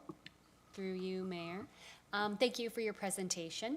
I was wondering if you can just confirm if this is a condo or if it's confirmed rental? Oh, yes. Through you, Madam Mayor, it's meant to be a student rental building. Thank you. And I saw the fence, I believe, on your plan. So that is set in your confirmed plan that there will be the fence? Yes, this is correct. And again, further details on the fence design itself will be included in the site plan and process going forward. Great, thank you. Thank you, Councillor Rowe. Are there other questions of council? No? Okay, seeing none, thank you very much. Thank you very much, Marshall. Thank you. Is there anyone else present tonight who wishes to speak to this application? Seeing none, if there are no more delegations, this formal public meeting is concluded, and the application is now open to council for a motion and debate. Go ahead, Councillor Rowe. Through you, Chair. I would like to make a motion to approve this application, whereas council has considered all written and oral submissions from the public and stakeholders, and whereas council has considered the professional opinions of planning staff, therefore be it resolved that council approve report IPPW 24-006, that council adopt official plan amendment number 46 pertaining to 309 and 311 Hawthorne Street in accordance with section 6 of IPPW 2024-006, that council requests that the regional municipality of Waterloo approve official plan amendment number 46 in accordance with section 6 of IPPW 2024-006, and that council approve zoning bylaw amendment Z 22-17 pertaining to 309 and 311 Hawthorne Street in accordance with section 6 of IPPW 2024-006. Thank you, Councillor Rowe. Is there a seconder for that? Seconded by Councillor Bodley. Are there any other comments, questions, any more discussion? Seeing none, all right, we will call the question, and all in favor? That is carried. Thank you, Council. So moving on to item 10, consideration of notice of motion given at a previous meeting, the social and economic prosperity review motion tabled by Councillor Freeman. Did you want to speak to this, Councillor? Thank you, Mayor. I don't think I need to read it. I think it's been in everyone's packet for 2 weeks. And essentially, I think that truthfully, this has probably been a conversation and an ask of every government by AMO since I was involved on the board back in 2009. Actually, I guess it was 2007 to 2015. Some previous governments did do some uploading and did give some consideration to different revenue tools, but things have changed again, and a lot of issues have been once again downloaded, and legislative changes have occurred that have really taken away a lot of our revenue tools. And so AMO has tried very succinctly to lay that out to the government and the importance of working with municipalities to determine new revenue tools. They've made it clear, and I think we've made it clear as council too, that the property tax base is a regressive location by which we are trying to recover additional resources that was never intended for that. And you can really feel it in the comments that we've received from the broader citizenry when they're asking us to stop doing things that don't technically fall within the mandate, the municipal mandate of a lower tier government, and yet to try to withdraw from doing those things, that, you know, we have the same number of people saying to us we can't turn our back on these issues. Homelessness is a great example where you know, hundreds and hundreds of people have pleaded with us to be leaders in the realm of homelessness and trying to figure out how every level of government can come together to solve these really complex issues. And I think we're doing our part. I think that as a municipality, we are doing our part, and in many ways, we're doing more than our part. And we really need to help this government and all future governments to understand that the property tax base can bear no more, and that in fact it's beyond its breaking point for many individuals, and that services need to either be uploaded again to the level of government that should hold carriage of them, or we need new revenue tools as a municipality. I would even take some regulations on some planning legislation right now. But nonetheless, that's really what this motion is intended to do. It's intended to stand with large urban mayors, with AMO, with Roma, with virtually every association that's out there having a conversation with higher levels of government to say, please, you have to help us find new revenue tools and take this off the tax base. And so I'm happy to move the motion, Mayor. That's the goal of this motion. I'd like to thank Mallory for helping to take note of this ask by AMO and helping to work with Clerk's Department and Julie and her team to frame up this motion that you see. Thank you, Councillor Freeman. And seconder, or are you speaking to it? You're seconding it, Councillor Basak? Okay. Are there others who'd like to speak to it? Nope. Okay. I just add to your comments that you know, there's things that are kind of the small pieces, smallish, like, I mean, $50,000 that or more now that we're using from the tax, from our property tax base for encampment cleanups to, you know, all the planning, the additional planning staff that we need to hire in order to meet the new 90-day turnaround time that the province is imposing on us, to the, you know, DC, the changes to the DC, our ability to collect DCs, that's going to cost us somewhere between 20 and 30 million. I mean, there's from sort of small numbers to very, very big numbers, and really hope with this and with the ongoing action of Ontario Big City Mayors and AMO and Roma that we can have a conversation with the provincial government and the federal government and really help them open their eyes to see that these are things that we can't just continue to pick up on our property tax, because as we've heard throughout the day today, there's you know, there's an affordability issue that a lot of people are facing, and the strain is just quite simply too much. So with that, it's been moved and seconded. All in favor of this motion? Thank you. That is carried. Just flip over. Okay, there's no notices of motion. There's no communications and correspondence. There's no unfinished business. Council, are there any questions? Seeing none. Any new business? Councillor Wright, and did you? Okay. Thank you. Just two things for me. One, I just want to acknowledge the attack on Edmonton City Hall last week. And I want to bring this up just because when you walk into Waterloo City Hall, you are always met by an incredibly cheerful individual who helps to de-escalate all situations on our main floor. He's there every day that I come in generally, and it makes a real difference, I think, to have such a friendly atmosphere at City of Waterloo. So I just want to give a shout out to our security personnel, and especially to Danny. Thank you very much. Really good point. Councillor Rowe. Thank you. I just wanted to mention two things.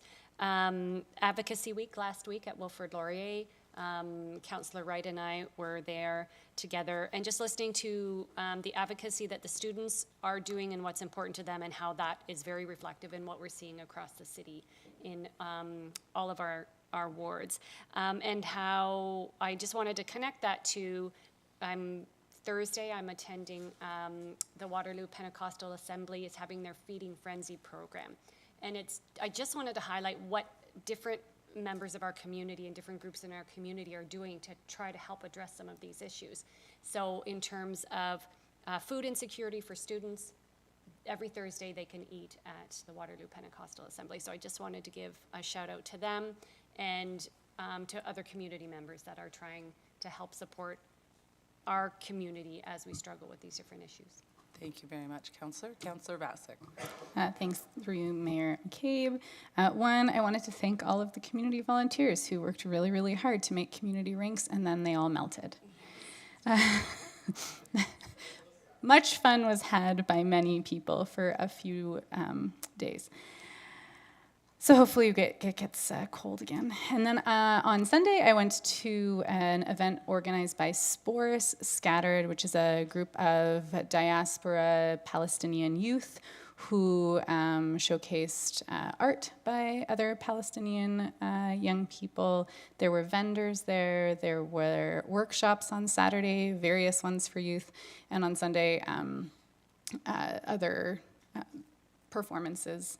And it was just really nice to see a whole bunch of people out there in solidarity during what continues to be a really devastating conflict that's ravaging the lives of many and creating so much sadness and destruction.